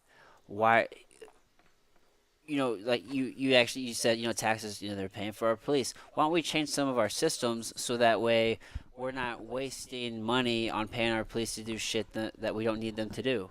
You know what I mean? Why are they fucking knocking down doors to go bust people for having a plant? You know what I mean? yeah, Like, why are they doing that? We have them wasting their time and we're wasting money doing things, and it's across the board. There's inefficiencies everywhere. So we got to clean up a lot of that, and then maybe our tax money will be used to something that's useful. You know what I mean? So it's like it's a part of it. We got to clean up a whole bunch of different things. And that's just fucking. This is just a part of it. Sometimes you got to do shit you don't want to do, and I want to have a better society. So let's pay your fucking taxes. yeah, it's taxes are a bitch. And then even then, when I get a speeding ticket every now and then, part of me is like, okay, yeah, I did. But part of me is like, don't you have better shit to do? Yeah, that's part of it. It's like, what couldn't you be doing something better with your time than pulling me? Because you're obviously just trying to get funds right now. Yeah. That's whenever I kind of feel like taxation is theft. You know what I mean? It's like, fuck, man. Like, all right, I'm going 10 miles out like an hour over on the fucking highway. Who are you protecting right now? Am I gonna hit somebody? Like, because I just went 10 miles an hour over? But it just is what it is. I don't know. I went on a rant there on taxes, but back to the point with kind of school and education and shit. At least we have all these resources now. Podcasts. You have books on tape. If you don't want to read a fucking book, at least you can go to Audible, go listen to a book. There's countless people that you can connect with on social and you can learn from. Like, we have direct access to just so many people, and I mean, fuck. I mean, there's no reason to be ignorant. Dude, I just got my kids these books. 2 of them from Jocko Willink. Fucking, my son's so pumped about that. And then I bought Andy Frizella's book, these kids' books. Fucking, it has all of these principles that we're talking about, like, in these books. And I try to teach my kids that, and I live by these principles, and they see that. But for them to be able to, like, read it in a different medium, it just connects to them a lot different. So I can tell by the titles. yeah, so that book, like, those books are great for my daughter. The ones written by Jocko, those are for my son, and those he's going into 5th grade. They just really relate to him. And for the folks listening, if you guys aren't familiar with Jocko Willink, he's a retired Navy SEAL. He's written a lot of great. Well, he wrote Extreme Ownership with him and his partner Leif Babin, and Leif was also he's a retired Navy SEAL, and they have a company called Echelon Front. And they're just doing a lot of great things in leadership. So Jocko wrote some kids books, and then I follow Andy Frizella real closely. He owns Supplement Superstore and First Form, and I think he has a whole slew of other companies. And he's based here in St. Louis, and he wrote some children's books because, I mean, we got to start teaching the kids and teaching them how to eat right and start giving them these principles, dude. And I just thought those books were the coolest thing. Like, I just had to get those for them. These are awesome. Yeah. When I was a kid, I read everything I get my hands on. There wasn't much technology then, but I remember being in first grade, our teacher would actually read to us. Like, she read us the original L. Frank Baum Wizard of Oz. Yeah. And then I'm like, man, that book was cool. So I was first grade, went down to the school library. I started reading it. My mom's like, what are you reading that for? I'm like, 'Cause I want to. And she was like, really? So she started making sure I could read whatever I wanted to get my hands on. And a lot of them were the Goosebumps books later. But do you remember the Scholastic Book Fair, or whenever you could order books? It And was the best. when that box came in, you're like, oh. And then even as a kid, I kind of felt guilty because I'd be like, oh, man, this book's like $5.95. I wonder if I could pull that. And now looking back on it, I wish I would have asked for more books, because I would ask for some of them, and a lot of them, I was fascinated with storms as a kid. So I'd be getting all these storm books, these storm chaser books, and which was a great show, and they canceled it so they could have some fucking reality TV show. But these books like this reminds me of those little Golden Bear books, Bernstein Bears books. Yeah. It's the same size, but if I'd have had something like this would have put in some type of messaging earlier on about Man. thinking outside of the box. Like, this is awesome. Man, just there's so many great resources. It blows me away. I don't know why I didn't do it sooner, but I was listening. I follow a guy named Ben Greenfield in health and fitness, and he had said something that no matter what, like if his kids ask for a book, he'll just buy it. To teach them this is just the value that we place on books in this household. Like, it's that important. Like, whatever book that you want, you ask for it, we'll buy it. So, like, I'm just like, you know what, fuck, man, that's what I need to do. Like, if they want a book, I'm going to go buy it for them. So, like, it's just that important in our house. So, yeah, whenever those book fairs come up and whatnot, like, I buy them books. And whatever they're into, I'll get them a book. But in these, one of them, I think it's Charlie the Bulldog's Daring Dreams. Dude, I need to go to the store today and get it. But they're talking about making a vision board. Like, that's what it's about. It's like, let's make a dream board, and it's fun to work hard. And we plan for the next day. Let's make a list. So, yeah, man. So I'm going to go get some. We're going to do vision boards whenever I get my kids this next week. You know what's funny is that now that I look back on it and see that book, I realized that I loved reading as a kid, and school made me hate reading. Probably about junior high school, I stopped. They were like forcing these books down our throats, and certain reports and all that. And I know what the intent was. It wasn't, fuck you guys, here you go, here's some bitch work. I'm sure they were there for a reason, but I guess the approach was a little off, because I always felt like I had something better to do in that class time when they were trying to make us read, because I guess they didn't explain the context of it. Like, here's a book, this is our assignment. Not like, here's a book, here's why we're reading this, let's go over this concept and what this guy's actually trying to say. Because I remember we were supposed to read 1984, freshman year of high school. And looking back on it, I still haven't read the book, but I understand the concept of it now, especially as I get older, Big Brother and all that. They didn't really emphasize why we were reading that, or the historical perspective, or, how other countries can live in this kind of way, and if you aren't careful. And then I saw V for Vendetta, and I'm like, oh. Now it makes sense. Now it makes sense. And they didn't need to show a movie like V for Vendetta for me to get it, but they could have at least been like, you guys need to kind of see this because the world you live in is kind of in a bubble. So read it, and we'll discuss it. Not like, today's chapter 1. Oh, chapter 2, here's a worksheet. Yeah. But as I got to the point where there was discussions on things, so I've had some good educators. And one of them, I had this guy, we were reading primary source material. My degree was in history. It was going to be in teaching social sciences, and then I just switched to history because of all the medical stuff. Before the ACA was passed, I was going to lose health insurance, and I had $8,000 I was going to have to pay. So I was trying to graduate so I get health insurance, because at the time when you turned past 23, you were off your parents' plan. Mm-hmm. So that was another big benefit of that plan, and a lot of people discredited. But so I was trying to graduate, and I had to take this class, and this guy was just a fucking brain. You ever been around those guys that you're like, okay, sometimes I feel like I can't communicate with normal people, but this guy I can't even communicate with. You're like, oh. It's like, you're really fucking smart. So we would read this stuff, and I'd show up to class like, fuck, man. This was hard read. It was rough. And so he'd get in there, and he'd ask everybody what they got from it, and I'd be like, yeah. And then finally he was like, look, guys, you're not going to understand it the way I do, because I've been reading this. I understand this. He goes, have you ever done something one time and mastered it? He goes, what you're going to come in is just tell me what you got from it. No pressure. And we'll have a discussion. And I'm like, why couldn't we just have it like this? This is like a philosophy course. Like, you come in and you discuss it. And then at that point, something somebody else saw, because of their experience, was different than what I saw. There was no right or wrong answer. It was more the concept. Right. Gaining perspective. Yeah, and it's like it was eye opening. Yeah. No. I didn't even get into. I didn't even start enjoying reading until I was already at like out of school and out of college. Like after my undergrad, I took 3 years between undergrad and grad school, and at a certain point, I worked as a security guard, third shift. I did that for about 9 months, and all I did was read. I just read. Like I read so many books. Fuck. I was reading a book like every 3 days, and then from there, I started enjoying reading. Yeah. Yeah, so yeah, I don't know if it's just how it's presented and whatnot. Yeah, growing up, reading kind of sucks, and you see that now. I try not to. So like if my kids like they fuck up and I'm like, oh well, you just lost your iPad, like you're not going to be able to play, or you got to punish them in some way. And I don't want to be like, all right, well now you can't be on your iPad, now go read a fucking book. This is punishment. And unfortunately, a lot of people do that. You know what I mean? It's like, well, no more TV, no more iPad, no more phone, no more electronics. Go read a book. Go sit down and read a book. And that becomes punishment. So you get this Oh. negative association with it.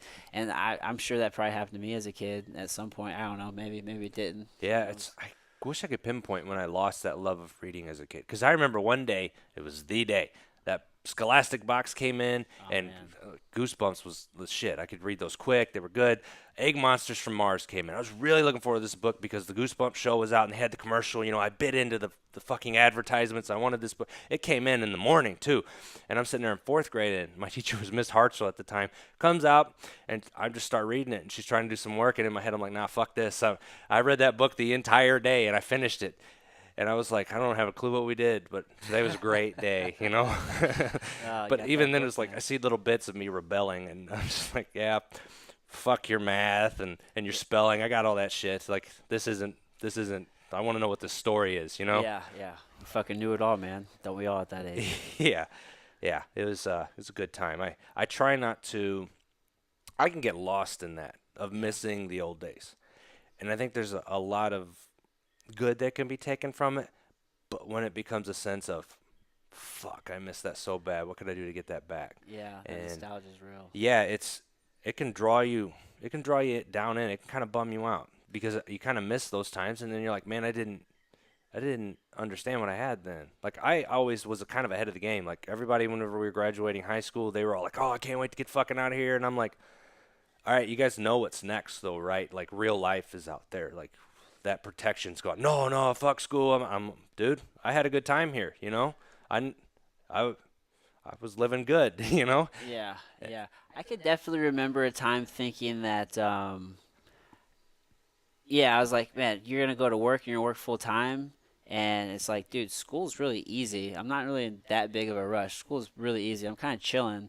But then on the flip side of that, it's like, fuck, man. Once you start working, and then like you're working and going to school, it's like, man, I really can't wait to probably cut out the school because it takes quite a bit of time writing these papers and shit. Like I wouldn't mind just kind of being done after work. What's crazy is I found school easier to do when I was working because I had to prioritize my time. I couldn't fuck around. Yeah.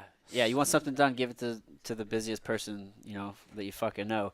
So, but I mean, and then that just goes back to what we were talking about earlier, right? That fucking vicious cycle, right? Like you don't want to fucking do shit after work, right? So it's like, well, let me get done with school so that way I can get right back to doing nothing. Yeah, I can't sit and do nothing, man. Like part of me, I wish I could, but and my dad's kind of like that. He's kind of stir crazy. He kind of get on our nerves. Like we'll go on a vacation, and it's not really relaxing with him around because he's always wanting to get up, wanting to do stuff. And sometimes I'm like, today I do just kind of want to sit here because I feel like I've earned it. Because the only time I can ever make myself slow down was an instance where I had an injury or I took a cut. I remember one time I took a cut and I wanted to play this video game that I couldn't do because I was busy training and doing all my shit. I went to GameStop on the way home after my eye was glued, bought this fucking Wii U, and I was playing Legend of Zelda Wind Waker that night. I'm like, fuck it.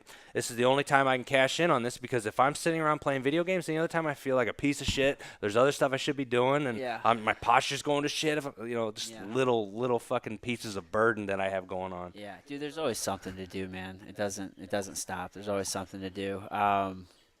Yeah, I mean, I can't fucking not do something. I always gotta be productive, so I'm always trying to fill my time with things that I love, right? But dude, so what's next for you? What do you got coming up? Nothing scheduled, nothing planned. What I envision is, you know, at 32, I feel like I'm ready to test myself at the next level. However, to get there, I don't know. A lot of this game is politics and who you know, and but if there's a direct path there, I would like to have a hand at trying to. I want that Shamrock belt. If that's the way to get there, let me do it. I Yeah. had that belt at 170 as an AMI. I think it'd be cool to have it as a pro. And Busia won the last one, and he had a tough go to get there. He had to go through you, Volker, and then he had to go through Highfill. And a strength of schedule like that doesn't scare me. It actually, I mean, that sounds fun. Yeah. That's a good challenge. I don't know, unless I'm doing difficult shit, I'm not balanced. And it sounds really weird, and at times I wish it was different. But anytime I try and take a little time off, Mhm. I get antsy, man. I just something's not right. Yeah, I feel like you're wasting time. Well, someday I'm gonna have to deal with that, and I don't know what that'll be. But everybody I've talked to that when they say they're done fighting, the first thing I always ask them usually is, "Where are you at peace? Do you get up and you have that itch like you have to complete something, and or do you feel like you've accomplished enough where you can rest a bit?" Because I don't have that. Like I'll have that in moments, like a week, like a whole training week. If I get everything done on the weekend, my meal prep's done. By the time I'll get to sit down, it's probably Sunday night at 7 o'clock. And you know what I'll do? I'll try and find some movie to watch because I've fucking earned that goddamn movie. And I want to sit there and I want to relax. And you know what? The next week it starts all over again. And in that moment, that's the one time I can take a little solace and go, okay, this was a productive week. Yeah. I'm gonna have this moment, and then I gotta climb up the mountain of next week. Yeah. And it's a gift and it's a curse at the same time. And some days more than others, and it's just a constant phase of dissatisfaction. So even that last fight, it was great to win, but already the next time I'm like, it should have felt a little bit better than that too. Yeah. Uh, I It's tough. I just want a path. I just want a path. I don't want. I feel like it's time to just kind of see where this is going. The competitive window doesn't get any better. I'm not afraid of anybody. So, but I'm not really stoked to make 170 anymore unless there's some real good stakes to it. I don't want to do it just for the hell of it. I mean, that shit sucks. It's a lot of weight. And I've moved up a weight class and fought a guy much bigger than me with a staph infection and manhandled him. So regionally, I'm not really worried about any 85ers. There's really only one that's really any good, like top notch, and that's Johnny Eblin. And he's going to be the next big thing, I think. And really, I just kind of want to keep testing myself. My jiu-jitsu game is getting scary good. Like, I wish I would have started in the gi and been around that group more than I had been before. Because as I got there, I'm like, man, a lot of these other guys, teammates and friends and people that I had networked with, they were starting to have kids or move on to something else. And the people that come up behind you, all of a sudden you're looking around and there's not as many peers anymore. You got people behind you going, hey, how do I do this, And you're like, how do I keep pushing myself? Because I can't give all what I have, because I'm not done learning. Hmm. So I started trying to work with more specialists, and jiu-jitsu was the easiest path to that by putting on the gi and working with those guys. And I'm like, oh, this is a completely different world.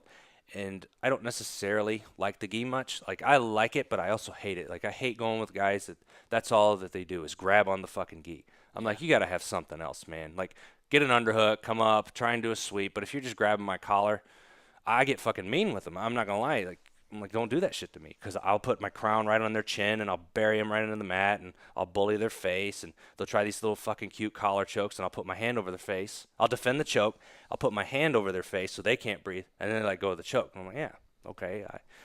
Because as far as the sport aspect of jiu-jitsu, I think a lot of them are too far onto those rule sets. Whereas, like, you're not gonna rest in deep half out in the fucking street because you're gonna get hammers dropped on you. Yeah.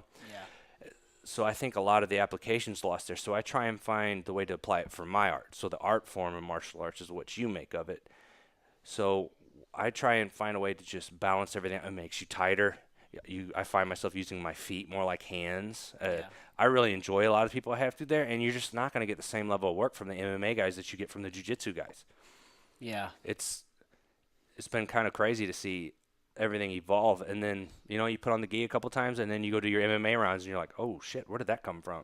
Like, all of a sudden, no one's touching you in certain aspects, and it's fun. It's kind of rewarding, and that community is a great great community to be tapped into because we're all after the same shit. We're all a bunch of alpha nerds, you know, and some a buddy of mine recently started. I'm like, you got to be careful with this jiu-jitsu crowd, man, because I'm like, they're not going to look like much of anything, some of them. I said, but they'll fucking choke you out and they'll go home and hack your bank account, you know? Yeah, man. Fucking. Yeah, fucking nerds, dude. Nerd assassins. I thought about calling the podcast the Hippie Assassin Podcast, obviously because I'm a hippie, and then I'll fucking choke you out. Yeah. Like, yeah. I mean, that's what I really, obviously, once I was done fighting, jiu-jitsu is where I've invested all my time. I feel like, yeah, man, you'll always have that energy. You just have to find something else to put it into. Yeah. Yeah, one way or another. It's as long as Jiu-jitsu is a good way to go, though, dude. it is, and Man, I love it. even as a kid, I always kind of felt like I was built for something a little different than what everybody did. Everybody, they kind of tailed off or they've settled in certain ways, and I'm like, God, it scares the hell out of me. Like, Yeah. to just settle into some form of monotony. Not that I'm any better than them, but it just doesn't resonate to me like it does for them. And in a lot of ways, I kind of wish it would, because then things would be a little bit simpler. You know, it's like the red pill or the blue pill. Right. Which one do you want to take? One, you can live a life of almost not mediocrity, but safety. And what level of happiness do you have when you're going through the motions? I'm sure some people are fucking fine. I couldn't be like that. But what is it going to be for me? I didn't know what that was going to have to happen. So it was almost like the movie Fight Club. You know, this is my way of saying, you know, I don't really know what to do, but I got to fight back somehow. I don't really care about hurting somebody in general. I'm doing this for me. This is my way to show my individuality in a system of monotony and of everyone's the same size brick fitting into the same size wall with the same size cement. And Yeah. me, I want to be that stone that's like, fuck you, I'm a little bit different here. Everything's not going to line up when it comes around me. And that can be inconvenient at times. And it can kind of make you feel like a loner sometimes. But it's not something I'm faking. I can't Yeah. I can't help it. Like, what I am is what I am, and I didn't sit around and think like, oh, this is what I want to be. I'm gonna try and convince people on this. Yeah. No, it's like some of my friends, they don't ask me shit that they don't want the answers to, because it's like it's gonna come out, and I'm not trying to be mean, but it's like, do you ask me? I mean, Yeah. that's what I think about it. So, and I don't Yeah. really, like, we all fuck up. We all have our own stuff, and I'm not the type to be conditionally loyal. So at least my closer friends have learned that to me. Like, oh, okay, you fucked up. Well, okay. I'll go stand on your side, and we fucked up. That's cool, you know. Yeah. That's why they put erasers on pencils. We're all fucking human. So, It's all a fucking process, dude. It's all a fucking process. We're all just trying to figure it out. but I don't. Going back to what you originally asked, I don't know what's next. I'll be prepared for anything, and I just, when it's all said and done, I just kind of want to be able to look at myself in the mirror, brush my teeth, and go, you know what? I gave it what I had. I didn't have any regrets. Yeah. I took the big opportunities that came my way, and you know what? Maybe they didn't go my way, but at least I wasn't a little bitch about it. Yeah. And the ride was cool, and I've done some stuff that now seems normal to me. Walking into a big arena seems normal to me that for others it's not. And That's the best feeling. it's like whenever we walked into the Scott Trade Center that first time, I wasn't overwhelmed. I'm like, It's home. yeah, it's home. This feels like what I should have. You know, this is awesome. And I want this every time. a lot of people don't know this kind of stuff about me, but like, I dated a girl that was from Hillsboro, and they're friends.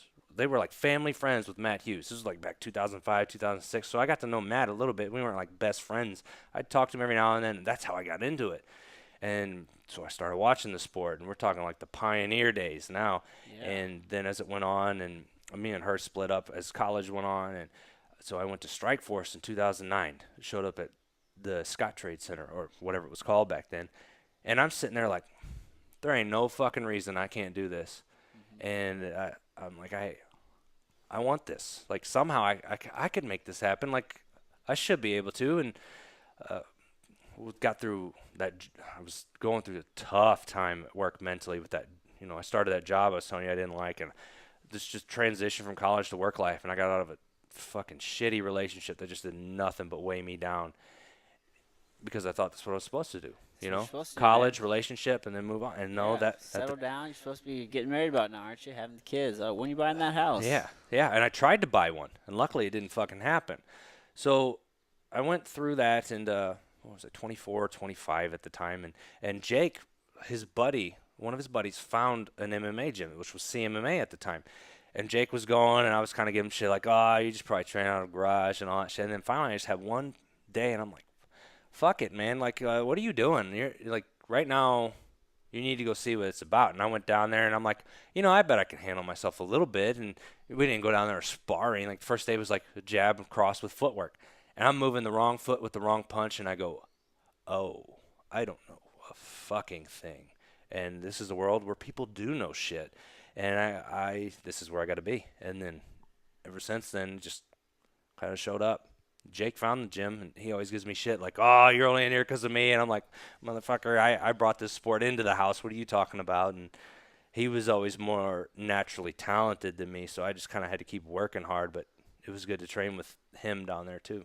So when was that? When did you start? It was October 2010. 2010. Man, so shit, dude, you're going on 8 years in, man. Yeah, it was anymore now. Everybody's like, how long you been doing this? I go 8 years. They're like, whoa, and I'm like, yeah, I know. It's like a doctorate, you know. Yeah. And I'm like, and you know what? I still learn shit every day.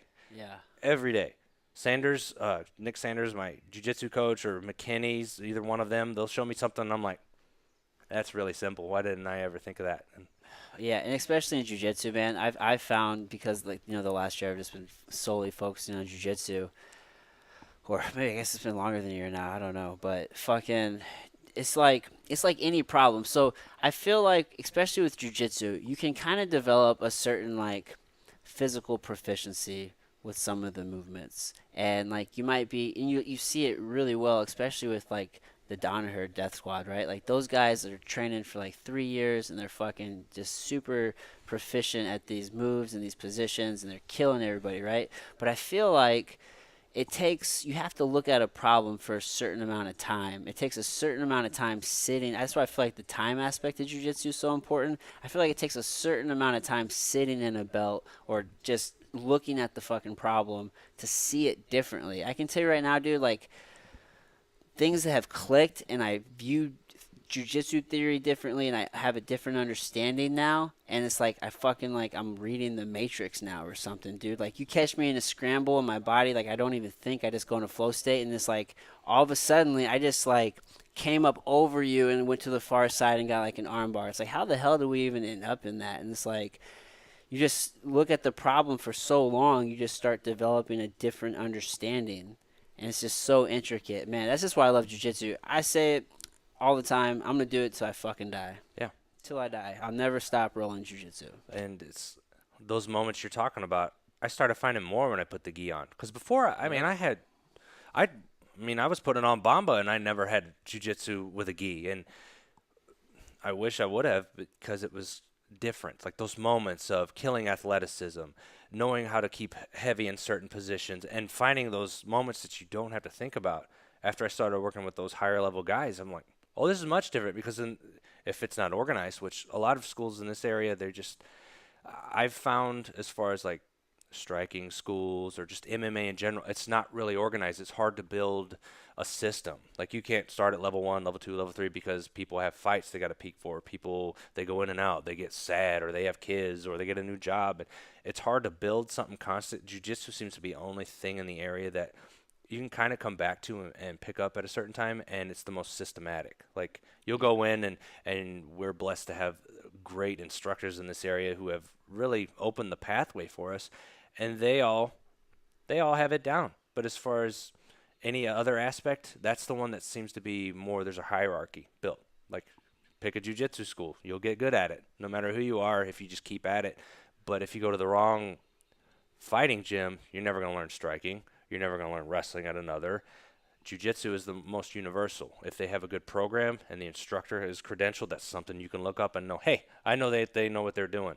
And they compete at certain levels, and they have teams compete. And that's the one thing I wish we had in the other aspects, because I feel like it's hard to know that you're getting your striking down. You're getting all the other stuff down. Because jiu-jitsu, I mean, even whenever you were hitting all the aspects, you just knew, okay, this class, there's going to be a principle to it, and there's going to be an application to it at the end.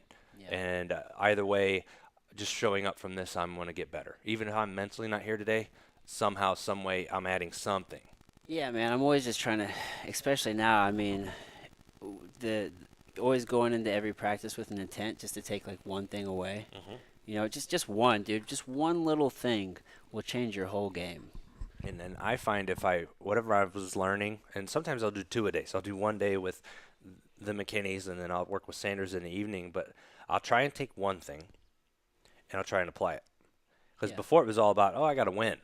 And now it's, let me see where this concept comes into play. How can I use it? Because this is just the battle. I'm trying for the payoff later. Yeah. You know, I don't really care about giving up positioning right here, right now in this moment, because let me see where I can incorporate what we drilled. And sometimes we'll drill something that is new to me, but I have a variance of it that I have always done. And then I can either like, oh, I like the variance I did better, or this way's much better, or a hybrid of the two. Yeah. And it's interesting how much, no matter what move it is, no matter what position it is, there's always some little detail. Man, there's just you can break down a position that doesn't look complicated. You can break it down so intricately into so many steps, so many if-then situations that it's just the possibilities can just become almost infinite of what you can do and how you can vary that position. Yeah, and a lot of the coaches, like, they're a lot like us. Like, some of them almost in the jiu-jitsu community, they can have learning disabilities, but they're so good at some aspects that they are just a brain, and they're speaking on a level that you just, like, you ever had someone just describe a technique and you're like, ugh, mind blown. I'm like, I didn't ever think of it that way, and I still probably only understand 40% of what you said, but that right there added to my game. All the time at our gym, at St. Charles MMA. It's, man, dude, we have a lot of great coaches, especially though Matt Ricehouse. That guy he's next level with his understanding. Like, the guy, man, and that's what I'm talking about. Like, sometimes you kind of have like that high, that overarching view, you know, that 5,000 view. Like, you know the move, you can do the move, but then you start really just like honing down on and just really start just getting smaller and smaller with it. And it's like, well, I'm going to do this, so he has to do this because I did this. Like, he can try to do this, he could try to do this, but he has to do this. So now when he does this, it's going to open up this, so I'm going to do this. And because of this, he has to do this now. So it's just like he'll break down every movement, like even in between these transitions, so intricately. So it's just like, man, you're doing one move that you thought was super central, but it turns out there's like 4 different steps that you didn't know along the way. And now once we get to this one part, it's just like, yeah, well, now this just builds to this, which builds to this, and you have all these different options. Everything chains together. It's man, I love it. And each one has their own decision tree. And then the leg lock game it's changing like crazy. And that's really one of the big things I've been picking up from Steve and Josh McKinney is we drill a lot of leg lock stuff. Just kind of flow with it. But offensively, whenever we're doing that, I feel like I'm also learning some of the defense. So the weird thing was, like, that fight I had in January, I ended up in a weird position where the guy triangled both my legs. And I'm like, I've never fucking seen this, you know, except on TV. And so I had a moment where I put my feet on top of each other because I'm like, then he can't do it. He tried to do an ankle, what was it? Sorry, a toe hold. Tried to belly down, and I just kind of kicked his foot off. And I'm like, I had that moment where I'm like, okay, if I get my hips off the mat, I know I'm less liable to get caught in something. And I had to watch for a bit, and I'm like, this is fucking weird.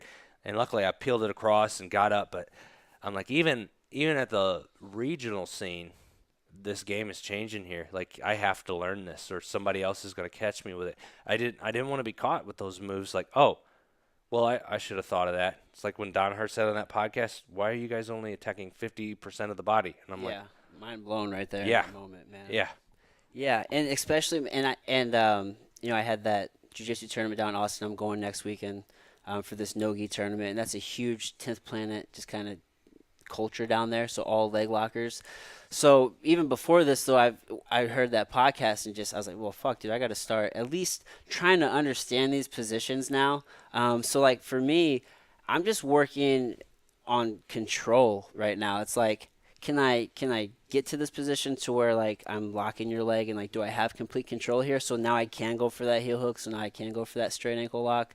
You know what I mean? It's like let me at least get to this position and control it for a second, and then I'll start adding in the submission slow but surely. Because especially in training, I'm not trying to hurt anybody, but like if I can at least understand this first part, position before submission. So I mean, if I can control this position and I got that down, then the submissions are easy. Those will come. Yeah, it's the weirdest thing because the train them is weird because you gotta go with someone who kind of knows what they're doing, won't flip out, won't crank your shit, and then even some people's dexterity is a little bit different. Like a straight ankle, that's one of the things where no matter who it is, it always feels a little different to me. Like I'm like, I think I got this, and then I'm like, I don't want to really crank it. Is this guy just not tapping, or Yeah. I'm like, I don't know if I had it or not because I don't want to find out in the most horrific way in the training because there's no belts on the line. I'm just trying to learn, and heel hooks are a little bit different too because like, when I was younger, we would go train at a couple of gyms crossing. Somebody would try and put us in heel hooks. And I'm like, what a dick, you know? Yeah.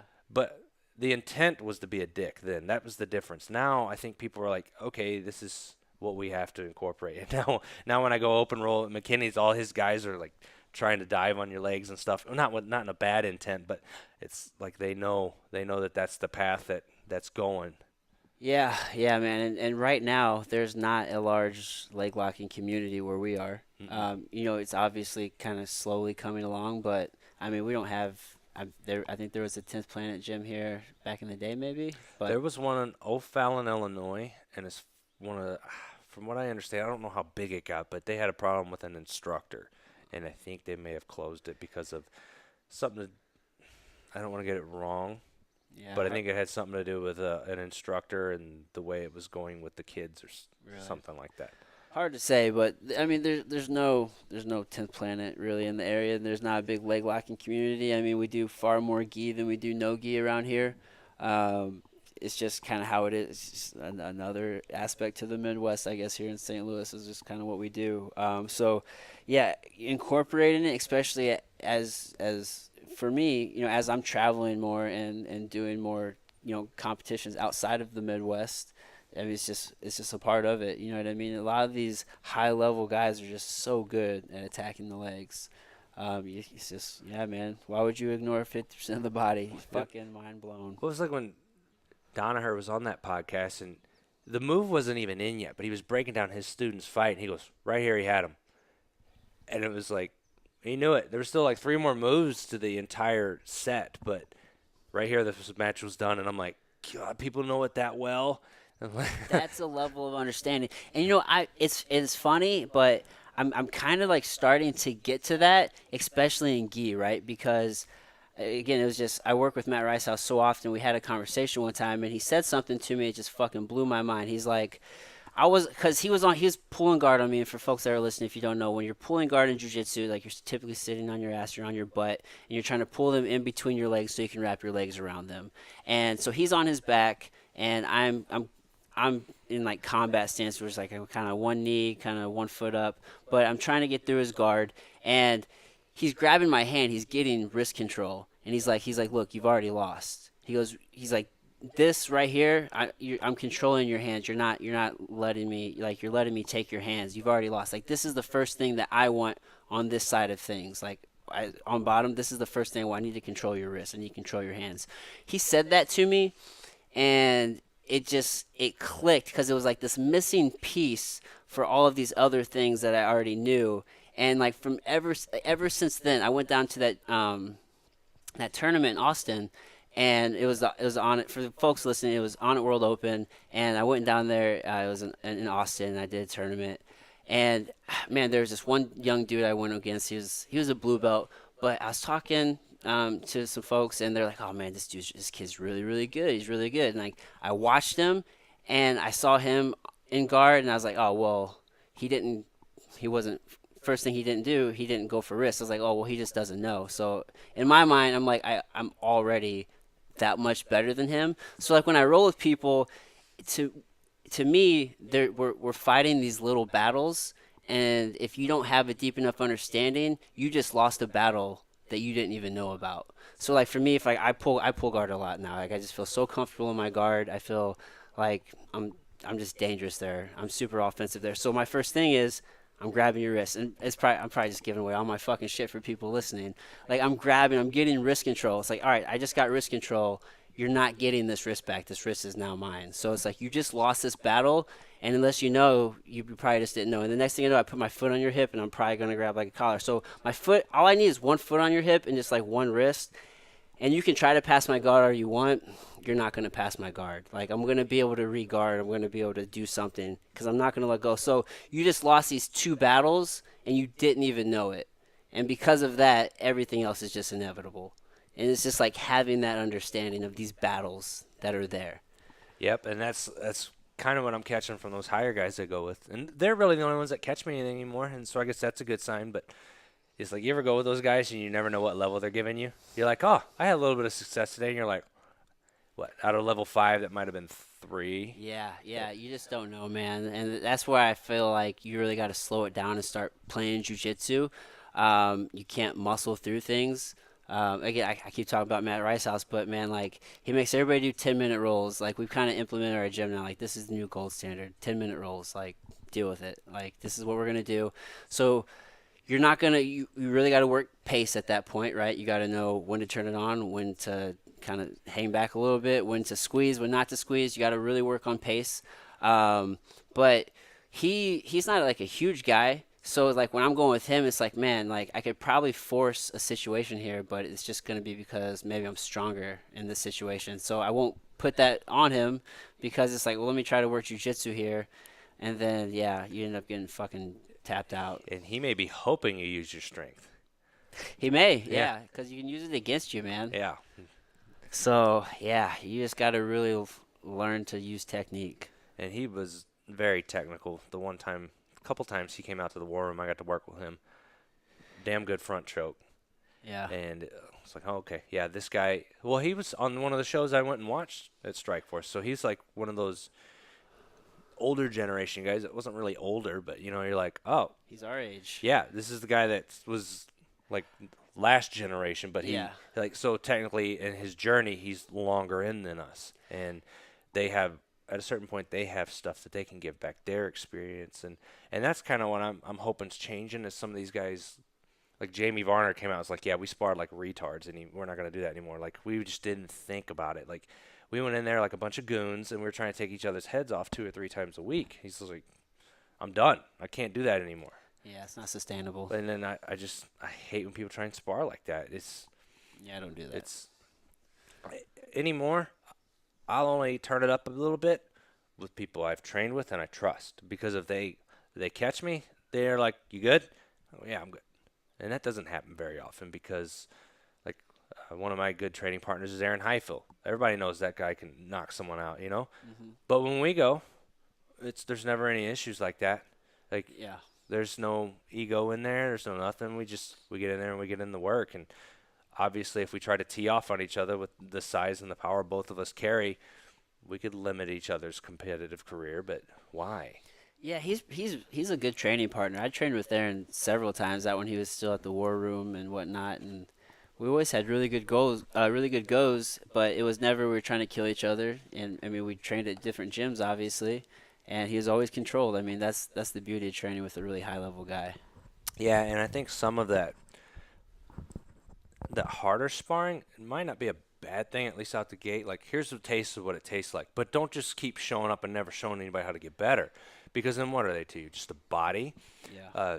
So, you know, you kind of got to know how it feels. But I think a lot of that can come from your first levels of competition. But I think you need to actually groom these guys up. And you got to be more conscious. Like these boxing coaches, man, they're having guys spar hard 2 to 3 times a week. And I'm like, these guys aren't going to be able to write their name when they're 40. And you have to know what you're signing up for at a certain point.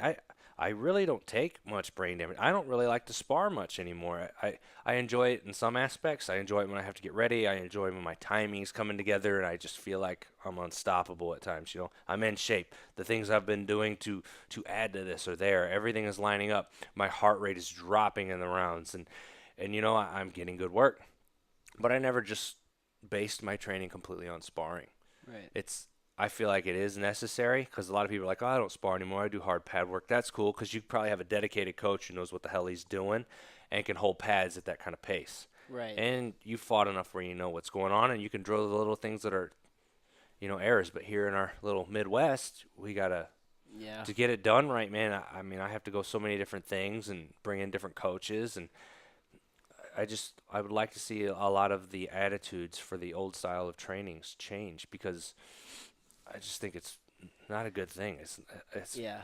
And you're seeing it in some of the bigger camps, right? I mean, they're taking a very, calculated and scientific approach to training. So that way, you know, Greg Jackson's camp comes to mind. Everybody talks about how that dude's just a wizard with setting up camp and, being very systematic. And, this day you're doing this and you're doing this. So, there's definitely some bigger gyms that seem to be doing it. But, yeah, I don't know. It's kind of a balance, right? Because when we sign up for this, I mean, a lot of us probably aren't thinking about it, but we are agreeing to a certain level of brain damage, Yep. right? And those hard rounds are definitely pretty beneficial in the beginning, right? I mean, sometimes you just got to be put under the fire. Yep. Obviously not sustainable. Can't do that type of training forever, but I can for sure remember in the beginning of my career, there's some times, especially when I'm just learning, it's like, oh, fuck, you're getting hit all the time because you just suck, right? Yeah. And then it's like, oh, fuck, man, am I ever going to get good at it? Yeah. But then you start getting good, right? You start learning some head movement. You're not getting punched so often because you suck. But now maybe you start turning it up. You and your buddy are good. Well, fuck, man. Well, we need there's this concept of you compete how you train, right? Yep. So, fuck, man, I'm competing balls to the wall. Why am I not training balls to the wall, right? Well, because you can't do it all the time, right? You got to keep your brain. So yeah, I mean, there's just such a balance, right? Like, how do you balance that out? I don't know. Recovery is obviously huge, and man, I listened to a Joe Rogan podcast, and I can't remember the guy's name, but they're talking about sleep, I know what you're talking about. and he had said something, and I've known about the importance of recovery and sleep, but he just gave some certain statistics, and he had said something that just completely kind of flipped the way I think about sleep. He has said that oftentimes, recovery, he says sleep, but I'm just going to expand it to recovery in general, but sleep is obviously a part of that, the hugest part, like the biggest part.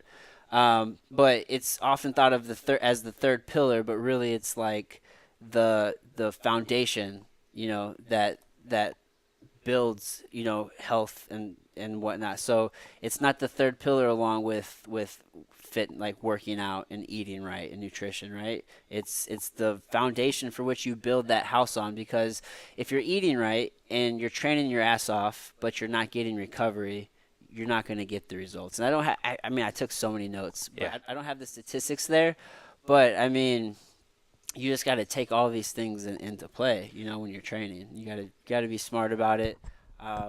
As we learn, hopefully, if you are getting into this game, you find a good coach who will fucking take you down that path and not just say, hey, let's just beat each other's head in. Yeah, and I was kind of curious because I went through a stretch after that fight in September, coming off that staph infection. It took me 2 months to get over that. Every day I take my HRV and my heart rate readings, and I send them to my coach George, my weight, and just the readings were like, you're not recovered. It took me 2 months to get over that, and I competed feeling like that. So on top of all that stress of the extra weight cut, the antibiotics, the staph infection, and trying to compete, and then coming off of that, it took me 2 months to recover. And then I'm like, okay, you know what? I showed a lot of good things in that despite being flawed. I need to go somewhere else and test myself. So I was going out. I had a spurt there where I was driving out to Glory. I'd get up at 5 in the morning, and I would leave by 6. And I'd get there about 9:40. I'd stretch. They would have sparring at 10:30, and that's James Krause's gym out in Kansas City. And And I'm like, okay, this is one of the, if not the premier gym in the Midwest. You know, these guys, they have guys on the UFC roster. They have some of the top talent in the area. I'm going to kind of get a taste for what they have here. And I'm starting from nothing. You know, I had no level of conditioning for sparring or anything like that. And I'm like, okay, I'm just going to go in there and embrace about what's about to happen to me, you know? And actually, the first day I went out there was for drilling, and we spent 2 hours drilling, and I was so fucking happy. I can't get anybody to drill in this area unless I lead it. So to have, you know, a guided drilling for 2 hours, and then we did 30 minutes of flow sparring. Those guys didn't know who I was, but then when they saw me drill, they're like, oh, okay, this guy, you know, he's not just some generic motherfucker walking in. And so then I was actually getting in decent rounds with them. So to go there and actually get rounds with Kraus day one, I'm like, man, this is a privilege because this guy, he's been doing all his life. He's at the top level. And as I kept going out there, because I'm like, I needed to taste that mountain. I need to see the top of it. What does it look like? Where do I stack up? I was holding my own. At the time, you know, my record was, 4-4? You know, I had a couple bad luck losses there. And I needed to see, okay, where do I, record-wise, fuck that. Where am I with these guys? And I was going out there, and I'm like, how do these guys spar? And I talked to EJ. And EJ Brooks goes out there and he goes, look, man, he goes, they do 10 5-minute rounds straight. And he goes, and they're used to it. He goes, and by the time, you know, you think they've slowed down, he's like, they're right back because they're fucking used to it. And I'm like, okay, well, I know that. So I'm going out there and I drilled that first day, and then my HRV the next day, it gives you like a 10 to 2 or a 1 to 10 scale of readiness to train. And I'm in the tank for day 2 on sparring. And I'm like, okay. Well, I'm here, so whatever. This is a mental toughness day. And I did every round I could out there. And I was wrecked afterward.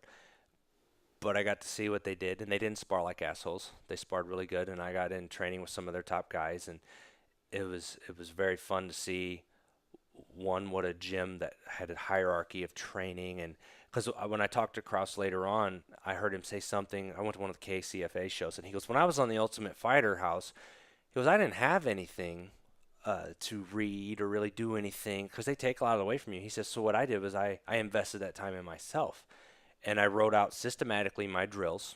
I put it all pen to paper. He goes, and I worked on my brand. He goes, and I brought that back, and we changed everything we did here. Smart. Yeah, I'm like, whoa. I'm like, this is a smart guy. And He's a smart guy, man. He has a couple gyms there. He's doing pretty, you know, he's doing a lot of good things in the MMA community there. I wish I could get out there more, but it kind of goes back to the point that I saw one of those gyms like that has those guys at the top level, and I went out there not knowing how they sparred. Because anytime someone new comes into my gym, I always have to go, hey, we go hard to the body, not to the brain. We'll touch. If you catch someone, check they're okay. You know, the shit happens, but it's all about the intent. We're not going to be dicks here, and if there is intent, we will weed you out, you know, plain and simple. Yeah. We'll whisper in between rounds, and we're going to fuck you up because we don't want that here. And tribal law. But do you ever deal with the HRV? So, you know, I don't. I need to. I want to. I need to get a heart rate monitor because I want to start seeing, you know, how am I doing in the morning because what is it? 5 or 10 beats a little bit higher than normal in the morning, then you probably should take that day to rest. Well, that's what the readiness meter on this thing does. So I've been doing this for 554 days. I use an app. It's free. It's called Elite HRV. And you just hook it up. I got a Polar H10. Most of my stuff that I do train with is the heart rate monitor. Actually, that one time we got to train together, I was trying to spar with it, which I fucking stopped doing that because it was too much of a distraction. Yes. But see, like today, I told you I didn't get much sleep last night. I'm at a 4. So on this day, it tells you whether you're sympathetic or parasympathetic is elevated. But this also, it kind of lets you know, because there's some days where you're like, man, I don't feel good today. And this tells you, like, hey, you're good to train. It's just kind of you're just not feeling it. And then there's the days you're like, I feel good. And it's like, hey, man, there's something, like, your heart rate readings are off. But it gives a lot of little data in here. Like, so you're getting hard numbers so you know kind of what to follow. I mean, so So see, in there it gives you like the readings. You can see the variances in your heartbeat, so in the beat and counter beat. And as you scroll down, you can see power frequency levels and the highest your heart rate was and the lowest your heart rate was. And one thing I found that really aids in helping my recovery and resting heart rate is that CBD oil. I take Yeah. that, I sleep better. Because everybody, all the sleep studies like you were talking about say, oh, you should get this much sleep. But I'm lucky if I get 7 hours a night because I don't know what it is personality wise or what, but I can sleep. I get just about the same amount of sleep when I can sleep in as when I do during the week, maybe about 10, 15 minutes more. But one thing I notice is that during the week, I'm like on standby mode, like a computer, waiting for my alarm. Saturday, that Friday into Saturday, I'm out. I'm out. And I get up and I'm like, oh shit, I only still got about 7 hours, 15 minutes, but it was a much deeper rest. Because you're not anticipating Yeah. waking up. Yeah, so yeah, that's there's a couple of things there. So yeah, I definitely want to get a heart rate monitor. I'm really weird. There's no phones in my room. There's no electronics in my room, especially at night. I turn off my Wi-Fi.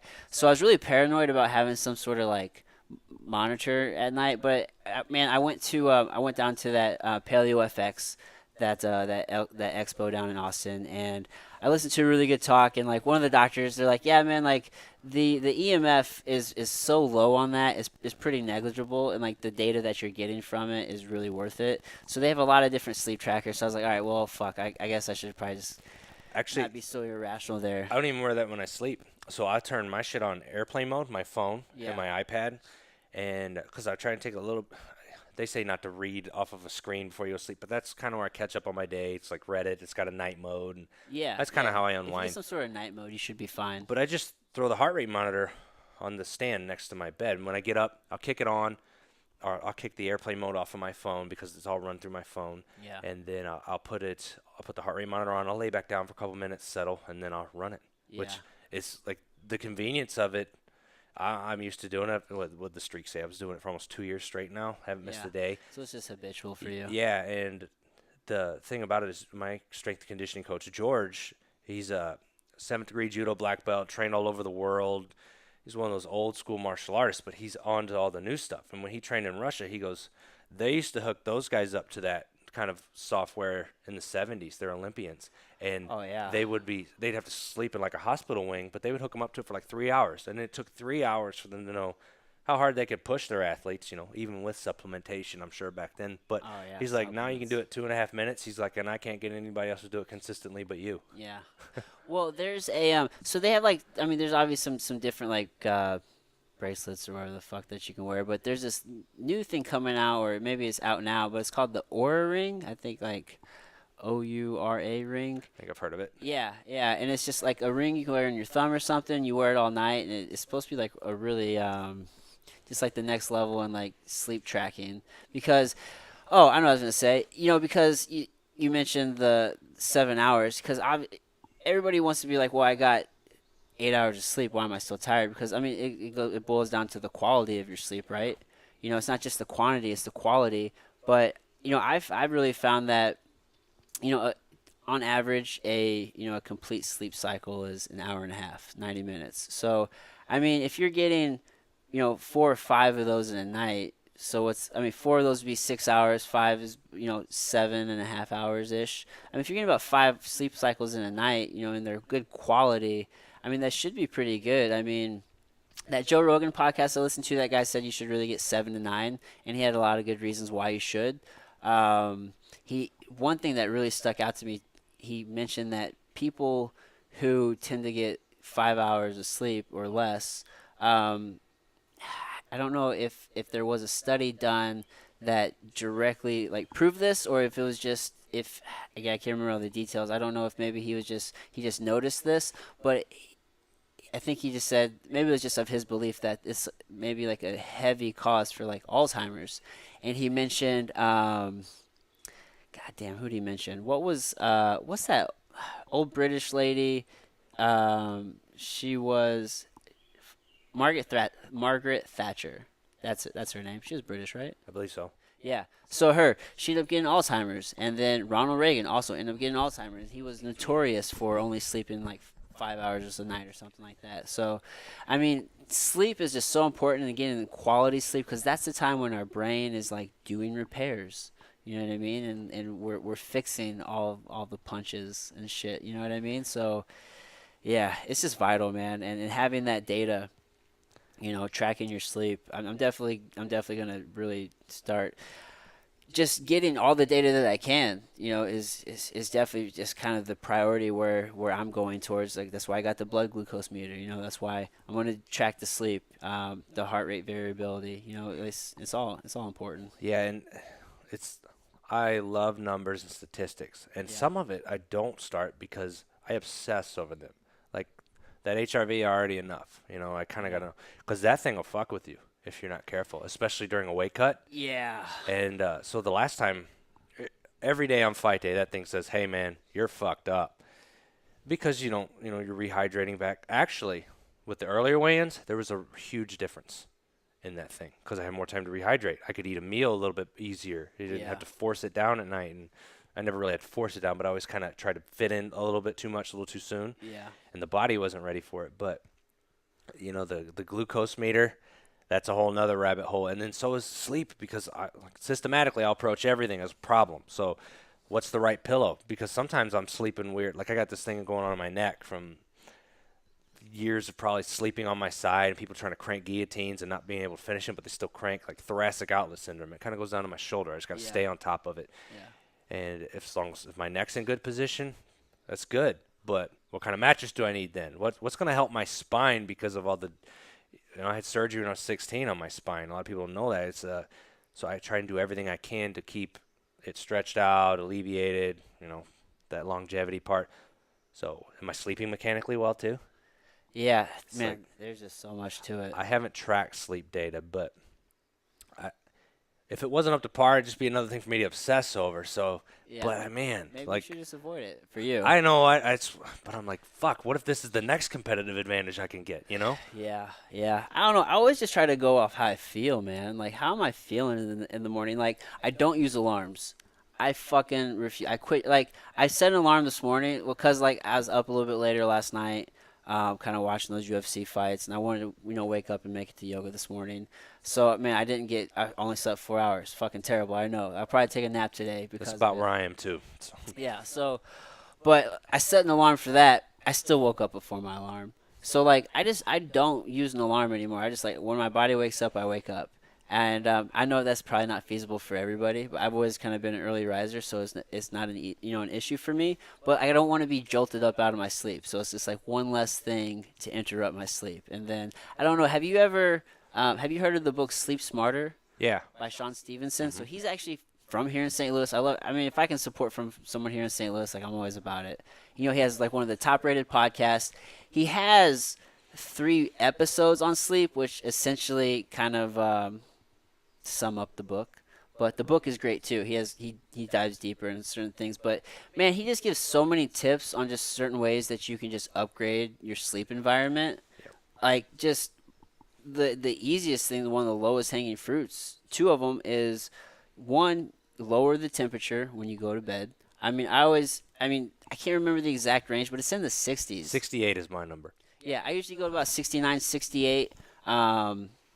If I'm sleeping with my girlfriend, definitely 68 because there's like, Body heat. Body heat. So I got to do that. But then also adding the blackout curtains to your room. Dude, it's a fucking cave in there. Like, there's no light coming in. I don't have a TV in there. There's no electronics to disrupt my sleep. And it's cool at night. Those are very simple things. There's a lot of other things you can do, but just lowering the temperature and getting the electronics out and making sure it's black in there. So simple. Yeah, we're talking about how obsessive I get over little details. The one time I was just like, kind of fucking sick of it being a different temperature in this room every time I go to sleep because I felt like it was messing with my recovery. And so I started researching, and what do they say is the best one? What's the best range? And they said somewhere between 65 and 70, depending who you are. And 68 is the one I found on. So, already I approached it, problem, answer. Even in the winter, sometimes I'll kick that thing on. Yeah. And it's just like, I got to have it there. And now I got to have that white noise, too, be that it makes. So. Yeah, I have a fan. Like, I get the fan, and then it's just, I mean, these are simple things that you could do just to improve the quality of your sleep. And you'll see it in every area of your life, probably, just by doing these little things. I think the cryotherapy I get to do all the time helps with my sleep, too. And that's been a great part, just to be able to recover from everything I do. One thing I have noticed, and I've gotten away from it, and it's weird. Like some of the stuff you do that you know is good for you, you get out of habit of. Yeah. And so there was an app, it's still out there, called Headspace. Yeah, headspace. Yeah, And I used for to meditation. 10 minutes a night, right? And they say do it in the morning, but I like doing it at night because then I could close in on my day. Yeah. And then there was like a breathing app that I've listened to some stuff with. If I take the damn 15 minutes to do that, it's nice. Yeah. It's hard to fit that in though, because some days I'm getting up at 6, I'm swimming laps in the pool, then I'm going to work, and then I'm going to train, then I'm getting home and I'm cooking, and I'm eating dinner at 9, and then if I'm getting up at 6, I kind of want to be in bed by 10, so I get Yeah. that hour to where I Yeah. need to shower, set up my next day, and Yeah. sometimes it's like, okay, I just want to sit here and read and see what happened today in the realms that I want to check, Yeah. and then I've gotten out of that habit. I need to get back to it. Yeah, I like to take so like the swim or a long run. I like to use that for cardio, or not for cardio, but for like meditation.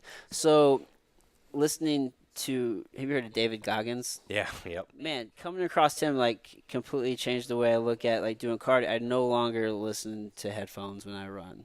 Like I just won't do it. I just want to just listen to fucking my breathing, and just gonna callous my mind in the words of him. Do that. So man, I would take that time you're swimming as that meditation time on those days. Swimming, it does help with that because I can't listen to anything. Well, But you have to be present. I mean, that's what meditation is, right? It's just being present. So I mean, that's just more of like a physical.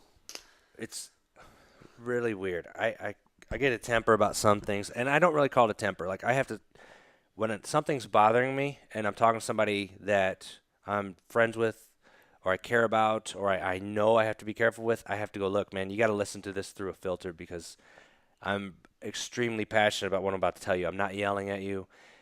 And if something's bothering me, there's been times I swim and I just delve into that problem and I just get out of that pool fuming and I just go on with my day and I'm like, okay, here's my fucking hit list Oh and shit. so there's been times I've had to have conversations with people that could probably really hurt what I do as far as MMA that I had to be like, look, man, this isn't about you. This is just how I'm feeling right now. I just got to get this out and and it was always very well receptive when I cautioned that because I just kind of know how I can get, and it's a little intense on that. And so sometimes that meditation, if I'm not in a good place, it can awaken something. Oh. Do you ever have that issue? I'm kind of hot tempered though. Like I know it. I've done a good job of keeping it. Battles that I would have fought before in my 20s. Yeah. I don't so much anymore. Like I know there's a sword to fall on, and I handle some stuff better than others. Yeah.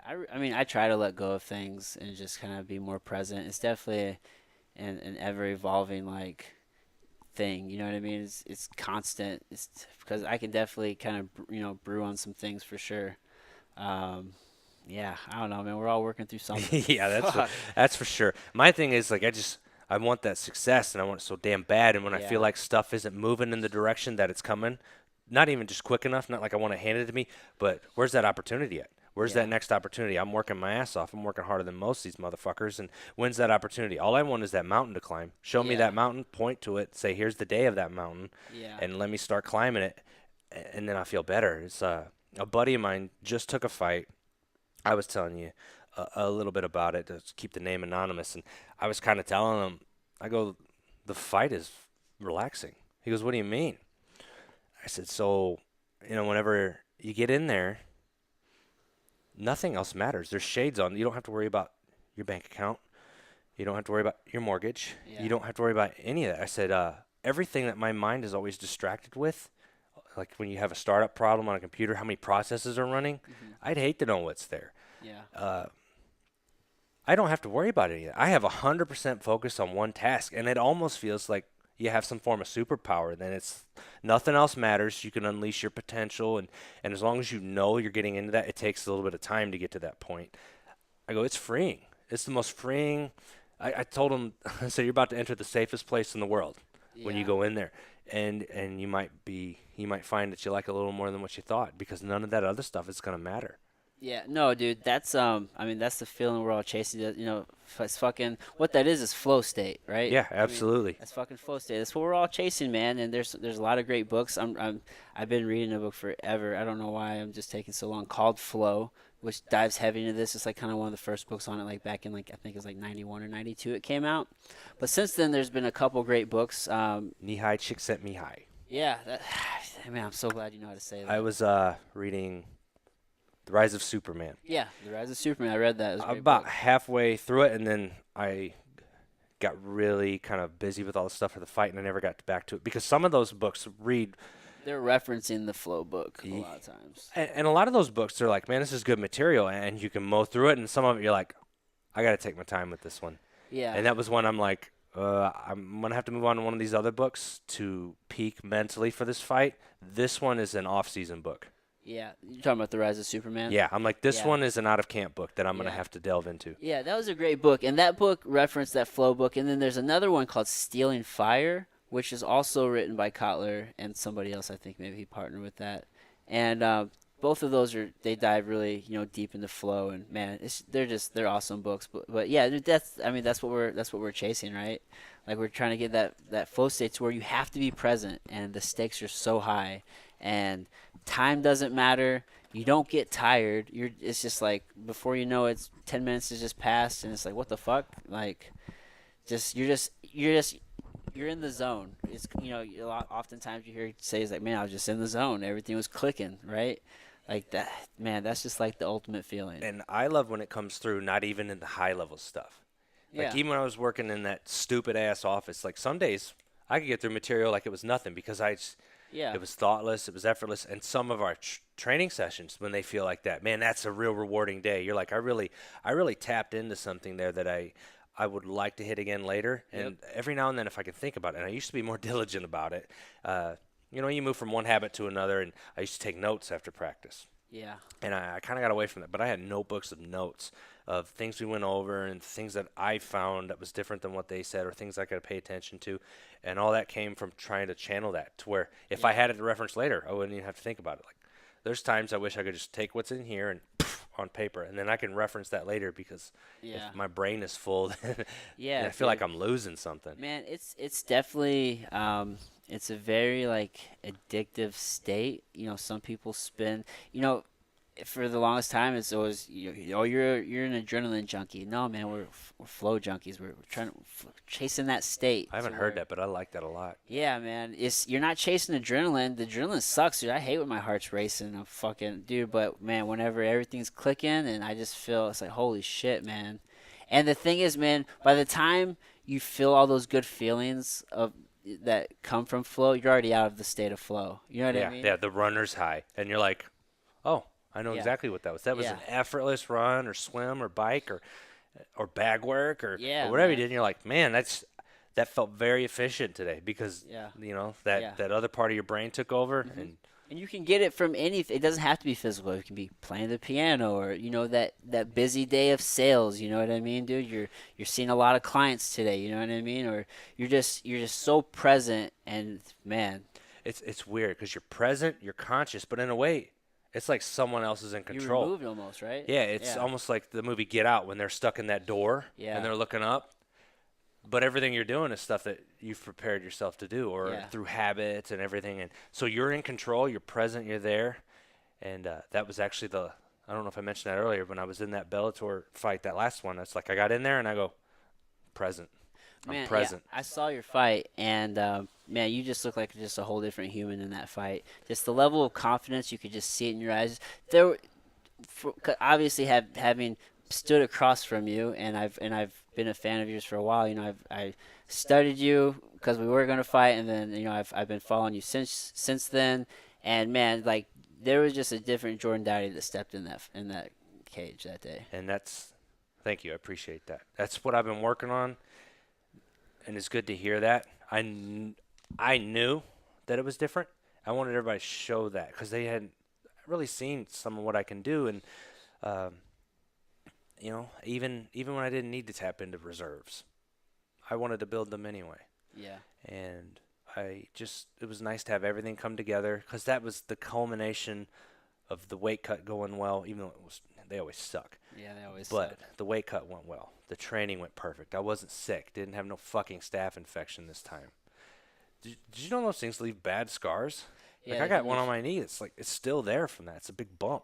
Dude, it's real shit, man. And then the mental training. It just all came together. There's a book by DC Gonzalez called The Art of Mental Training.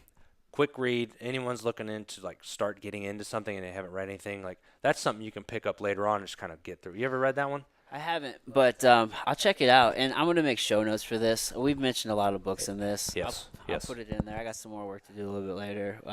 Yeah, That people, we'll make it easy for you guys. You can put down your pen and pad if you're trying to write this stuff down. We'll make it easy. Don't worry. we're about to go on a week long family trip, and last year all I did was read books, and I got a couple. I might try and finish that Rise of Superman, and I got a couple about reprogramming your brain for positivity. Every now and then I'm like a phone. I got to dock in on that Yeah, and make sure my perspectives are realigned important. because genetically, I mean I've seen it in my family, like some of my grandparents and aunts and uncles, like they're really good people, and one of my uncles is like he's like the type A and B personality put together. Like Oh, really? nothing ever fucking bothers him, but when he gets mad, everybody knows about it, but it's always for a good reason. And I just know that I'm predisposed to that kind of mindset. So I always try and make sure at some point I dock those retrain your brain for positivity, because if I don't, did you see that post I put up about gratitude about a couple weeks ago? I don't know if I did or So not. Luigi came in and I got to roll with him again, and it's been a while. And he was there with Sanders, and every now and then I just get so obsessive over my training because in my mind it's never good enough, you know. And I finally was like, man, what a privilege to roll with these two guys, you know. It was, Yeah, and I had to sit back and I was like, I had to appreciate it because I yeah, found, like we were talking about, whatever you want to call it, the universe or whatever.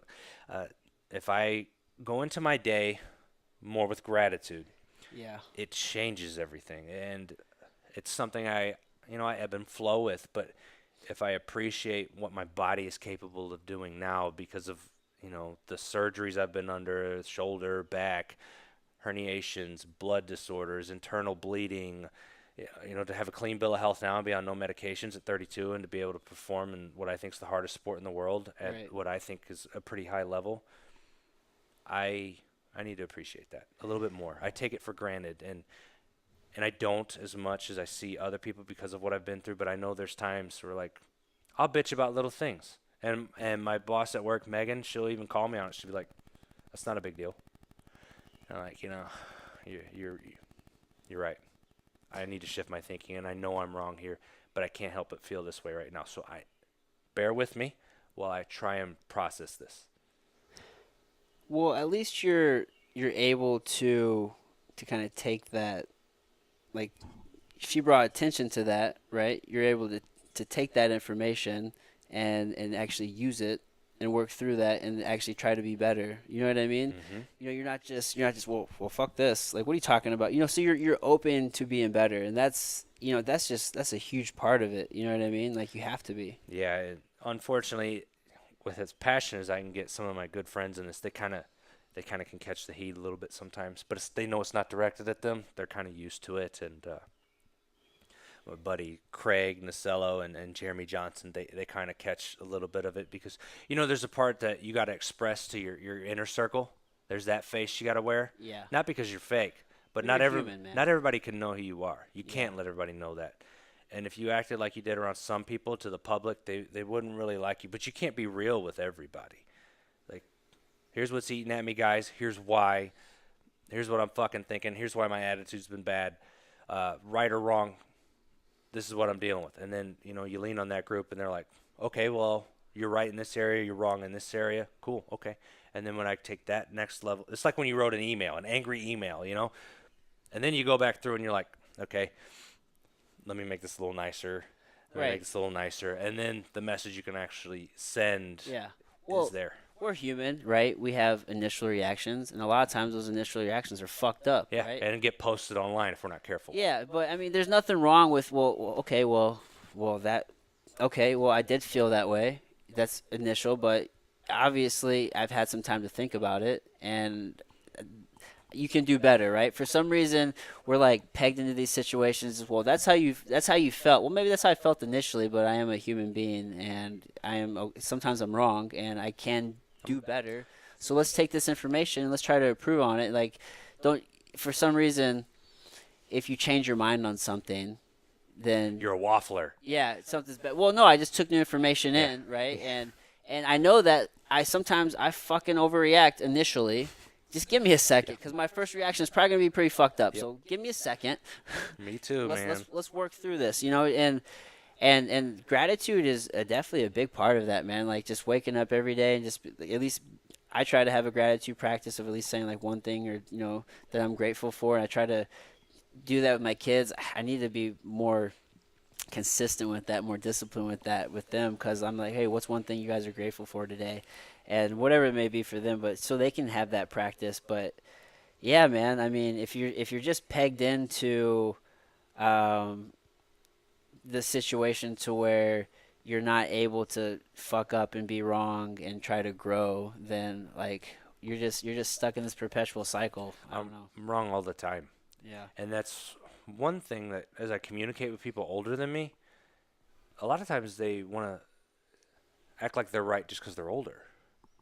And I'm like, no, no, no, no, no, no. I'm approaching this a different way than you. Like, in this instance, I'm right. Here's why you're wrong. But in this instance, I was wrong because of this, and this is how I saw it, whether right or wrong. And they don't seem to have that wiggle room. Like, Yeah. there ain't, and I ain't fucking special. I just realized that I can be wrong. I don't think there's anything wrong with that, because being wrong and failure is growth if you approach it the right way. Otherwise, would And sometimes neither one of us are wrong or right. Yeah. It just is. You know what I mean? It's like, well, that's your perspective. This is my perspective. There's not one way to live this life, right? So, and I'm sitting here thinking, and I wonder if some of it just stems from going back to like how you're super anxious and like, well, I'm doing all this, so why isn't this happening? I wonder if it's just because of like that's just the rat race that you're in right now. Like that is the MMA world. Like that is the world of combat sports. It's it's year round. There's no season. You're always training. It's everybody. Like it's literally is who is alpha chimp. Like I'm better than you. And you're always you're always trying to get to the top of the hill. There's always this that elusive contract, right? Like this is I'm chasing that dream. I'm trying to get that contract, and once I get that contract, man, then I'm gonna be fighting professional. Like I'm gonna be fighting full time, and it's just it's always gonna be better for some reason. And a lot of times you talk to the guys who get there, and it's not better. You know what I mean? Yeah, it's spot on with something Alan Watts has. He's got a nice little illustration thing talking about music and dance, talking about the path life leads down. This next promotion, this next thing, this thing is coming. Dude. This thing is coming. And have you ever seen that video? Mm-mm. It's really good. I'll have to send it to you outside of here. But it's one of those things that like the guys that created South Park put an animation to, and it's not like vulgar or anything like South Park. It's just doing the illustration part of what he's saying, and oh man, it's great. Yeah, I'll look that up. It's because it talks about it's almost a synopsis of what we've been talking about here. Like you start in school, then you go here, then you go here, and then the next big thing, it's coming, and by the time you get that big thing, you realize that it wasn't what it was. Yeah. But that's, I guess in a way, I indirectly realized that, and that's why I kind of just hope for some form of feeling at peace someday, not overly satisfied, but give me a taste. That sport, man. I mean, that's what it's about, right? I mean, sure, there's the journey and there's the growth and all of that, but I mean, at the end of the day, you don't get into combat sports in where you're taking that kind of punishment, you know what I mean? Just because it's fun. Like, yeah, you enjoy it, it's fun, but like you're trying to get to, you're trying to achieve something, you know what I mean? Like whatever that achievement may be for whoever it is, like you're trying to achieve something, right? And which is where you can kind of get to that feeling of, well, fuck, I didn't achieve anything, or it's not good enough, or then you start stressing, well, am I working hard enough? And man, I'm working so fucking hard, why am I not getting fights? Or whatever the case may be, you know what I mean? Exactly why I drove out to Glory. What do I have? Yeah, dude. Fortunately, at St. Charles MMA, kind of over the years, we've kind of been like the hotbed for like a lot of like just traveling fighters just to stop by. So, fortunately, I've kind of had the opportunity to test myself against quite a few guys like in the big leagues, and they've done just fine. And but and that can even present its own challenge because it's like, well, fuck, man, like I took down such and such. She was doing great in the UFC right now, and I submitted him, and why am I still here, not like getting even fucking an opportunity? You know what I mean? So Yeah. it can just be this. It's a rat race, man. So being on like not being in that rat race anymore, and like people think I'm fucking crazy because like I mean 9 years is a long time, and by no means did I like really achieve anything that I wanted to achieve. But I'm totally cool with that because like I'm just doing jujitsu now, and I just love what I do. I don't have to worry about getting punched in the face. Like I talk to jujitsu guys, and like, man, we gotta train so hard for worlds. I'm like, dude, it's just jujitsu. Like I'm in my mind, I'm one of the best in the world at jujitsu. I'm gonna be a fucking world champion. Like I'm about to do Master Worlds here in August, but it's just jujitsu. I'm not getting punched in the face. Like I trained so hard for MMA. Maybe what you guys are doing, you think it's hard, but this isn't even like a fraction Yeah. of what I was Yeah. doing with MMA. You know what I mean? So it's just like, God, I just love the process. I just love the art. I feel like I'm gonna do this. Maybe it's because like I feel like I'm gonna do this until I die. You know, if I compete, I compete. If I don't, if I win, awesome. If I don't, that's cool too, man. Like we're all just here to get better and do jujitsu and have fun, man. And like it just takes off all this pressure. You know what I mean? It's just love. Do you think it's because you don't feel like there's a shorter constriction on your competing window? You can just do it as you Yeah, want? exactly. Like I tell people all the time, and I can remember like whenever I first started, like man, you want that next belt, you want that next belt. And don't get me wrong, like I really like I feel like I'm putting in a lot of work. Like I'm really working to try to get my brown belt. Like I feel like I don't really have control over that as if my professor feels like okay, I'm going to give that to you, but I feel like I know X, Y, and Z needs to be done to earn that. And I do have control over the effort that I put in doing X, Y, Z and coming and starting to teach and coming and make sure that I'm still coming to classes and learning X amount of days and doing the competitions and doing these things. I know if I do, it's just like with anything, right? If you Hmm. do X, Y, and Z, then this is just inevitable, right? So I do those things knowing that, you know, if I had my way, yeah, I would earn that belt, but the belt's just it's just a byproduct of all the work. That's cool and all, but yeah, I feel like I'm just gonna do it forever. And I tell people all the time, like, look, dude, if you got to step away a little bit for family, like it happens. Jiu-jitsu is not going anywhere. Yeah. Oh, you can't make it 3 times a week? Come twice. Yeah, I tell people all the time, like, hey, man, it's not going anywhere, man. Like, I just love to do it. Like, it's whatever, man. Like, it's all bonus to me, man. The fact that I still get to come here and this like just fucking hang out with my tribe and we just roll jujitsu and just chill and listen to good music and it's like this is just what I love to do.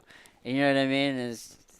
Yeah, there's just no pressure. I have no pressure. I don't feel any like I'm going to do this tournament in Austin and there's some really good guys. I'm just excited.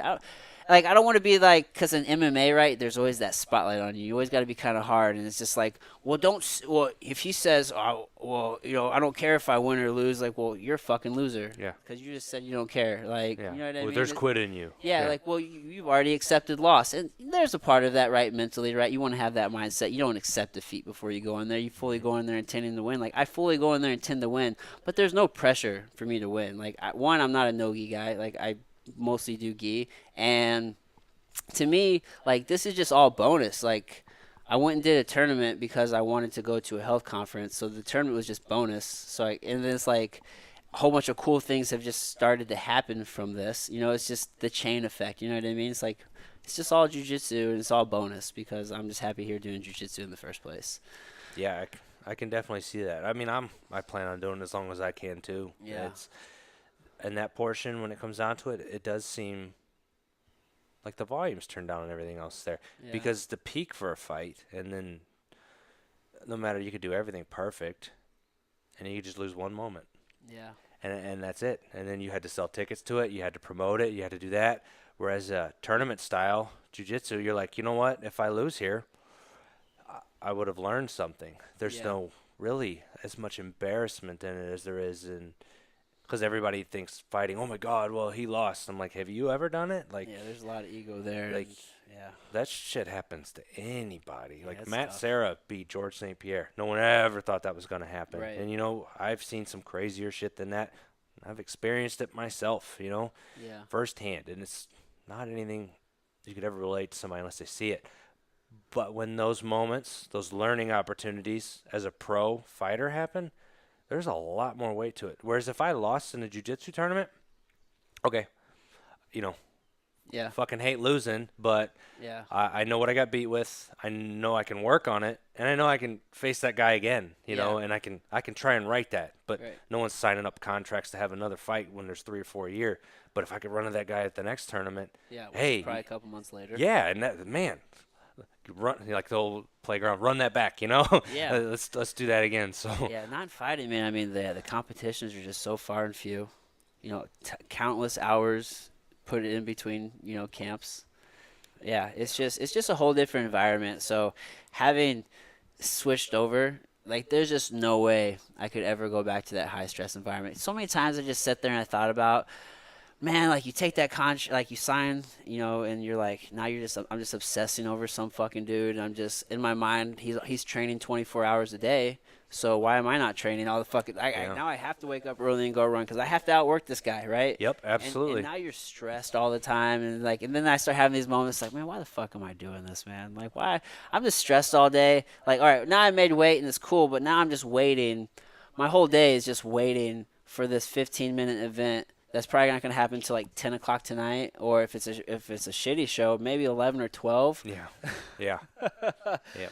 Like you're waiting all day for this 15-minute, but then, you know, fuck, man, you do it, you get in there, and then you get that hand raised, and God, you want to talk about a high. Yeah. So I mean, I get it. I totally get it. Yeah, I know I won't be able to do it It forever. doesn't last so forever, but yeah. I think legitimately, if I keep everything in order, and you know, a lot of my strength and conditioning stuff is going to add to longevity if I do it right.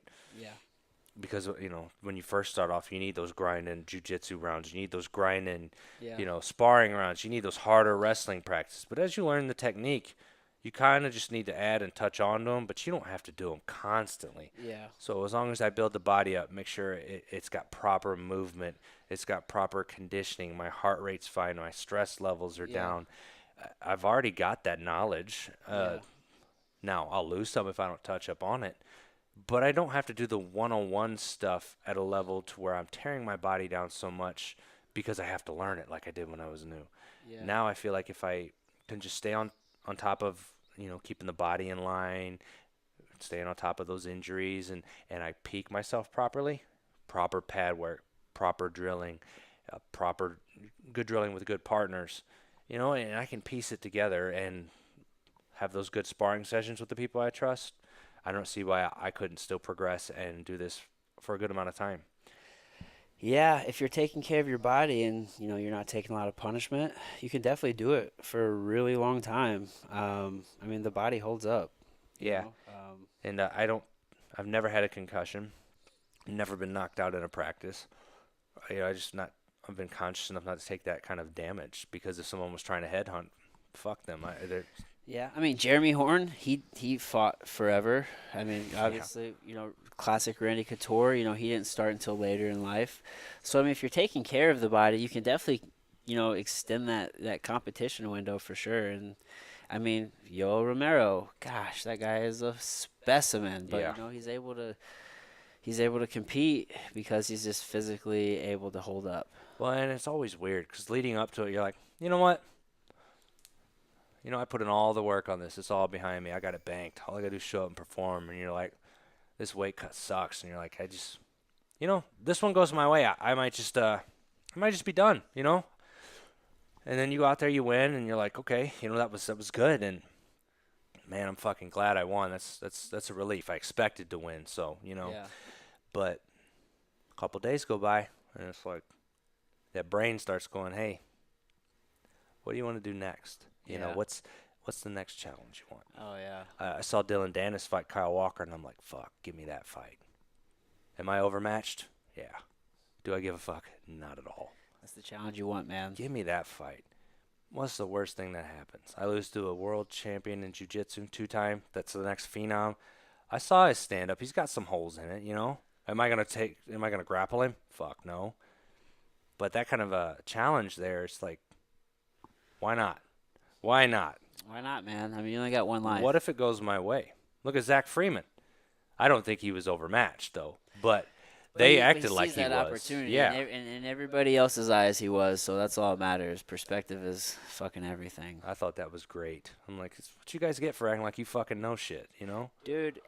At the viewing party that we had for him, dude, it was the electricity in that house when he won was He insane. threw a Mortal Kombat uppercut, like from his shoelaces Yeah, almost. Not really, but it kind of felt like it gravity wise, like boom, yeah, smoked him.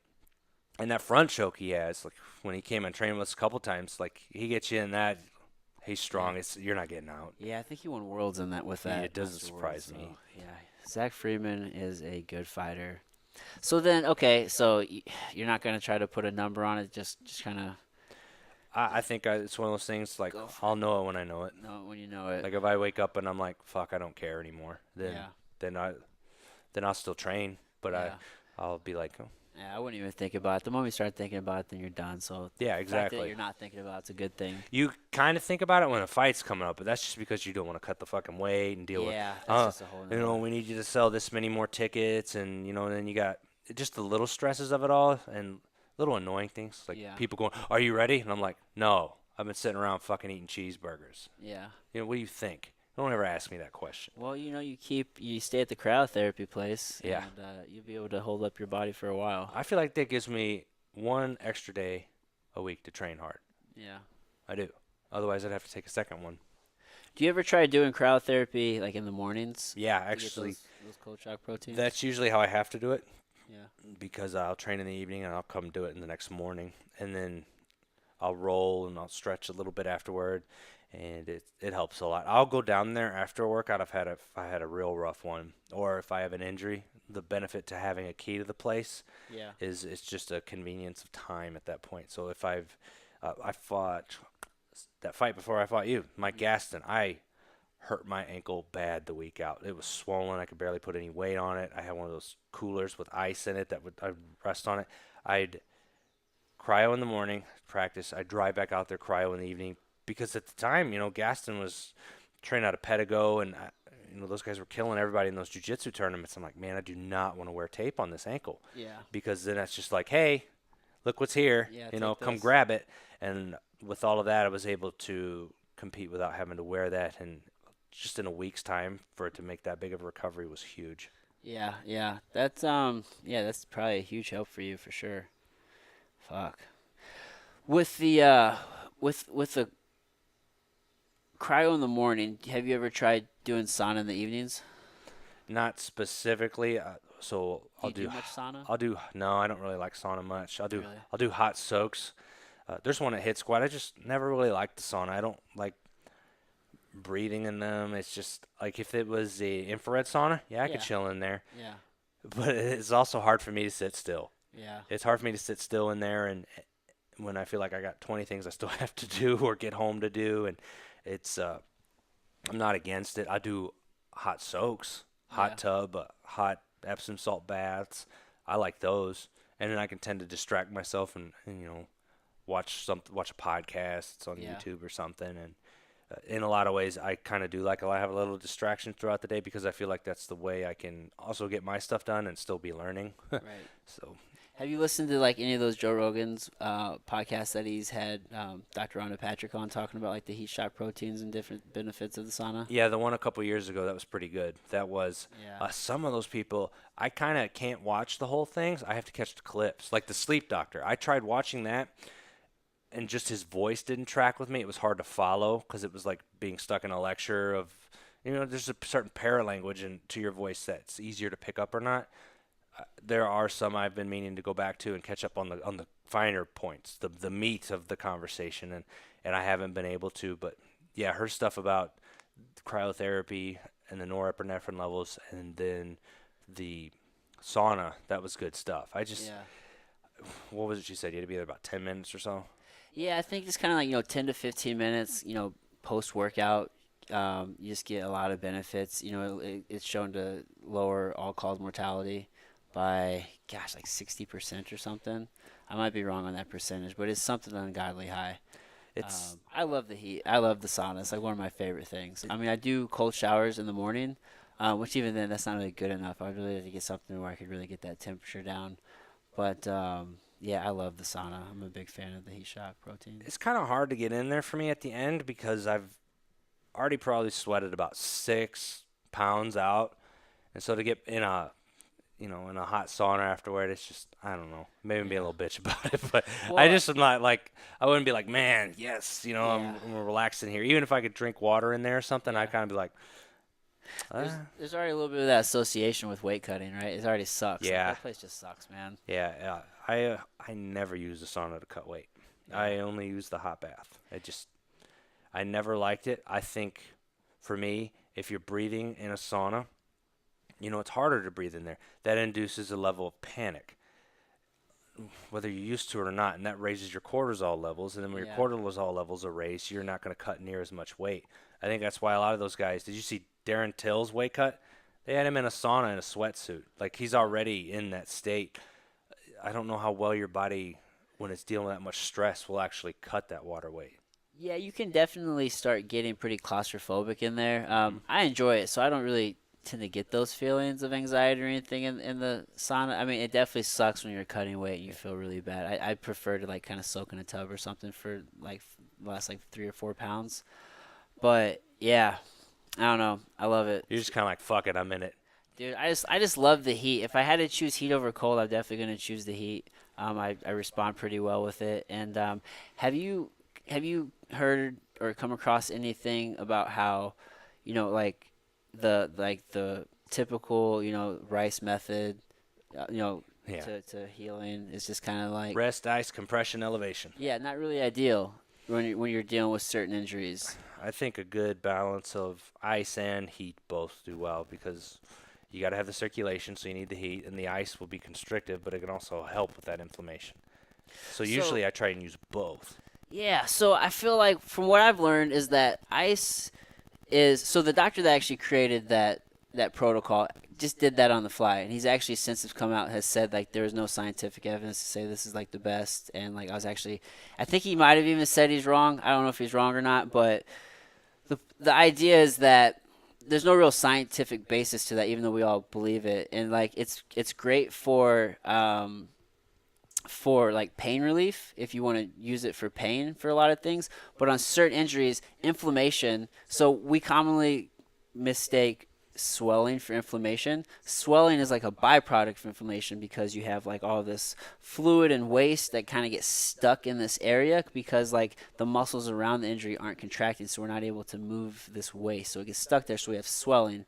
But inflammation is actually like the first of I think 3 steps to recovery, so it's actually a necessary part of the process. So why would you actually want to slow that down? Yeah, I have heard that actually. So I always wonder with everything that speeds up inflammation, recovery from inflammation, how much are you sacrificing your adaptation? So sometimes I think about it with the cryo, like you're talking about an injury there. So if I kill off a lot of the inflammation, well, in an instance of an acute injury like that, you're trying to get the injury and swelling down. But what if in an instance where I'm training hard and I jump in a cold pool, cryo tank, and I kill off that inflammation? Do I lose any aspects of the adaptation when I've recovered from that? From when I rest properly? Is my capacity that I was trying to get, is that taking a hit at all? Maybe slightly, maybe not. I don't know. Do I need to experience that process to be stronger from it? Or if I kind of boost my recovery now, does it not matter? Well, I think the idea is that inflammation is an inevitable part of the process. So while maybe, yeah, you're hindering the inflammation in that moment, in order for the body to heal itself, it has to have the inflammation. Hmm. So it's going to come regardless. You're just slowing down the process. So he used an example of like, say like, I don't know, like I tore like, I don't know, like my quad or my hamstring or something. I can't remember the name of this machine, but it's like this next level fucking machine. Like you put it on, I kind of think of it in my mind like a TENS machine to where they put on the pads, you got like the electro magnetic pulse kind of going and contracting the muscle and whatnot. Kind of like next level of that, but you put it on the injured area, right? So let's say it's knee. Like I put like the muscles kind of surrounding it, and then we're going to put it on. We'll run it for like 12 hours or however long, and it's going to contract all those muscles. Not like so that like I can feel it or anything. Like I could probably even sleep or whatnot, but it's going to make sure that those muscles are contracting, so all of that fluid isn't getting stuck there, so there is no swelling because the muscles are doing what they probably couldn't do. I couldn't make them do that because I'm injured right now, Yeah. but this machine can, right? So now it's moving all of that through. So there's no swelling, and then we're still getting the benefits of inflammation. So now we can start moving into this next phase of recovery quicker, and we can start healing faster. I can't. I wish I mean, I have to look it up. This is why I need a damn producer. I need a Jamie. Yep. To look this shit up You'll because get it, Jamie, some point. yeah, because dude, it's making recovery like ungodly fast. So Can we pause that for a second? yeah. All right, great, and we're back. So yeah, man, the just the whole idea that maybe ice isn't the answer, just really kind of intrigued me. So again, I kind of came across the idea listening to Joe Rogan's podcast. He had mentioned the anti-ice guy. He hasn't been on Joe's podcast, but he's on Misha Tate's podcast. So went and listened to that, and it just, to me, it kind of intuitively kind of does make sense. Or at least the way he explained it is just like, well, fuck, dude, duh. But I don't know. I've kind of been experimenting with it more, just kind of doing more heat for treatment of injury, but still utilizing cold therapy. So it's just real kind of fascinating shit, man. This is what we're learning. Yeah, and we haven't even touched on breath work. Like I was, we had to pause because my little bitch bladder gave out about 2.5 hours in. But I was sitting there thinking we didn't even touch on breath work, and I feel like I get a lot of recovery when I get on top of that. Like I feel things in my body that were tight kind of loosen up. Yeah. I know you've done the flotation. Yeah, I went and did the flow tank once. I'm going to go do it again. When I was in there, I've done it one time too, and I had to be very specific because of my personality type. I couldn't do it unless I had absolutely everything done in my day I was going to do. I was done with work. I wasn't going to train that night. I earned the off day, and my body was a wreck. Yeah. So I went in there, and I tried to do it. I'm like, I'm going to try and do it the way it's supposed to be without this little floaty thing on my head. And I felt like I was shrugging the whole time. I felt that way too. And I was like, wow, why is there so much pressure in my neck? And then I just started moving it, and it would pop. And then as I got in there, I felt things finally start to loosen up because it didn't have the weight of gravity to it. And, they say it takes a handful of times to get used to it and all. And by the time I got into it. I was into it. I was relaxing.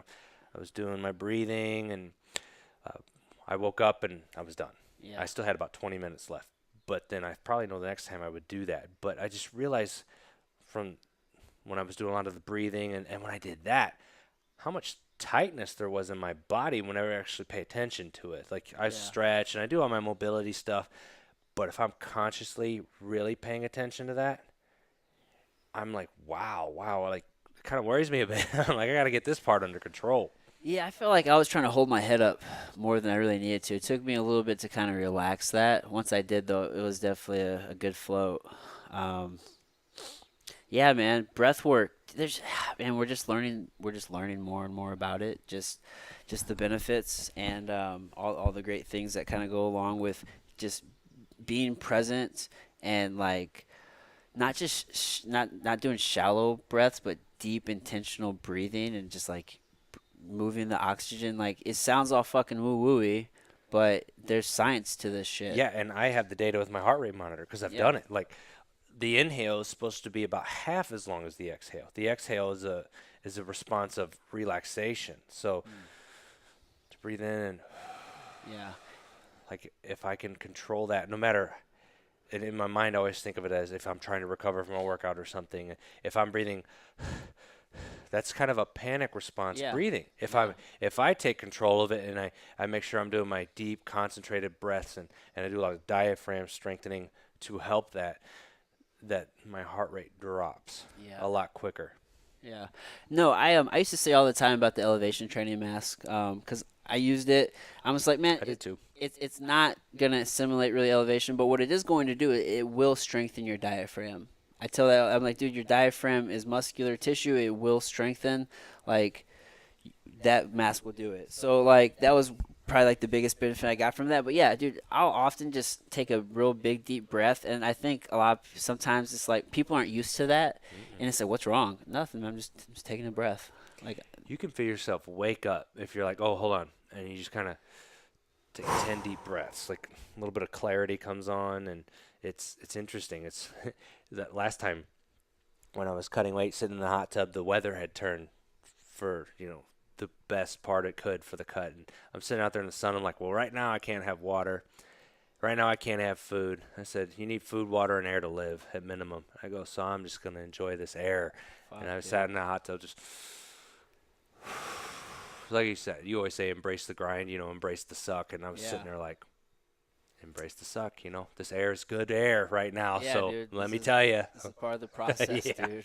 I was sitting there like, and I told my brother that, my middle brother who never competed, he's like, man, that's kind of fucking sad. And I'm like, you know what, though? That's what I signed up for. I'm like, I'm okay with it. In that moment, that's what you had, man. Yeah.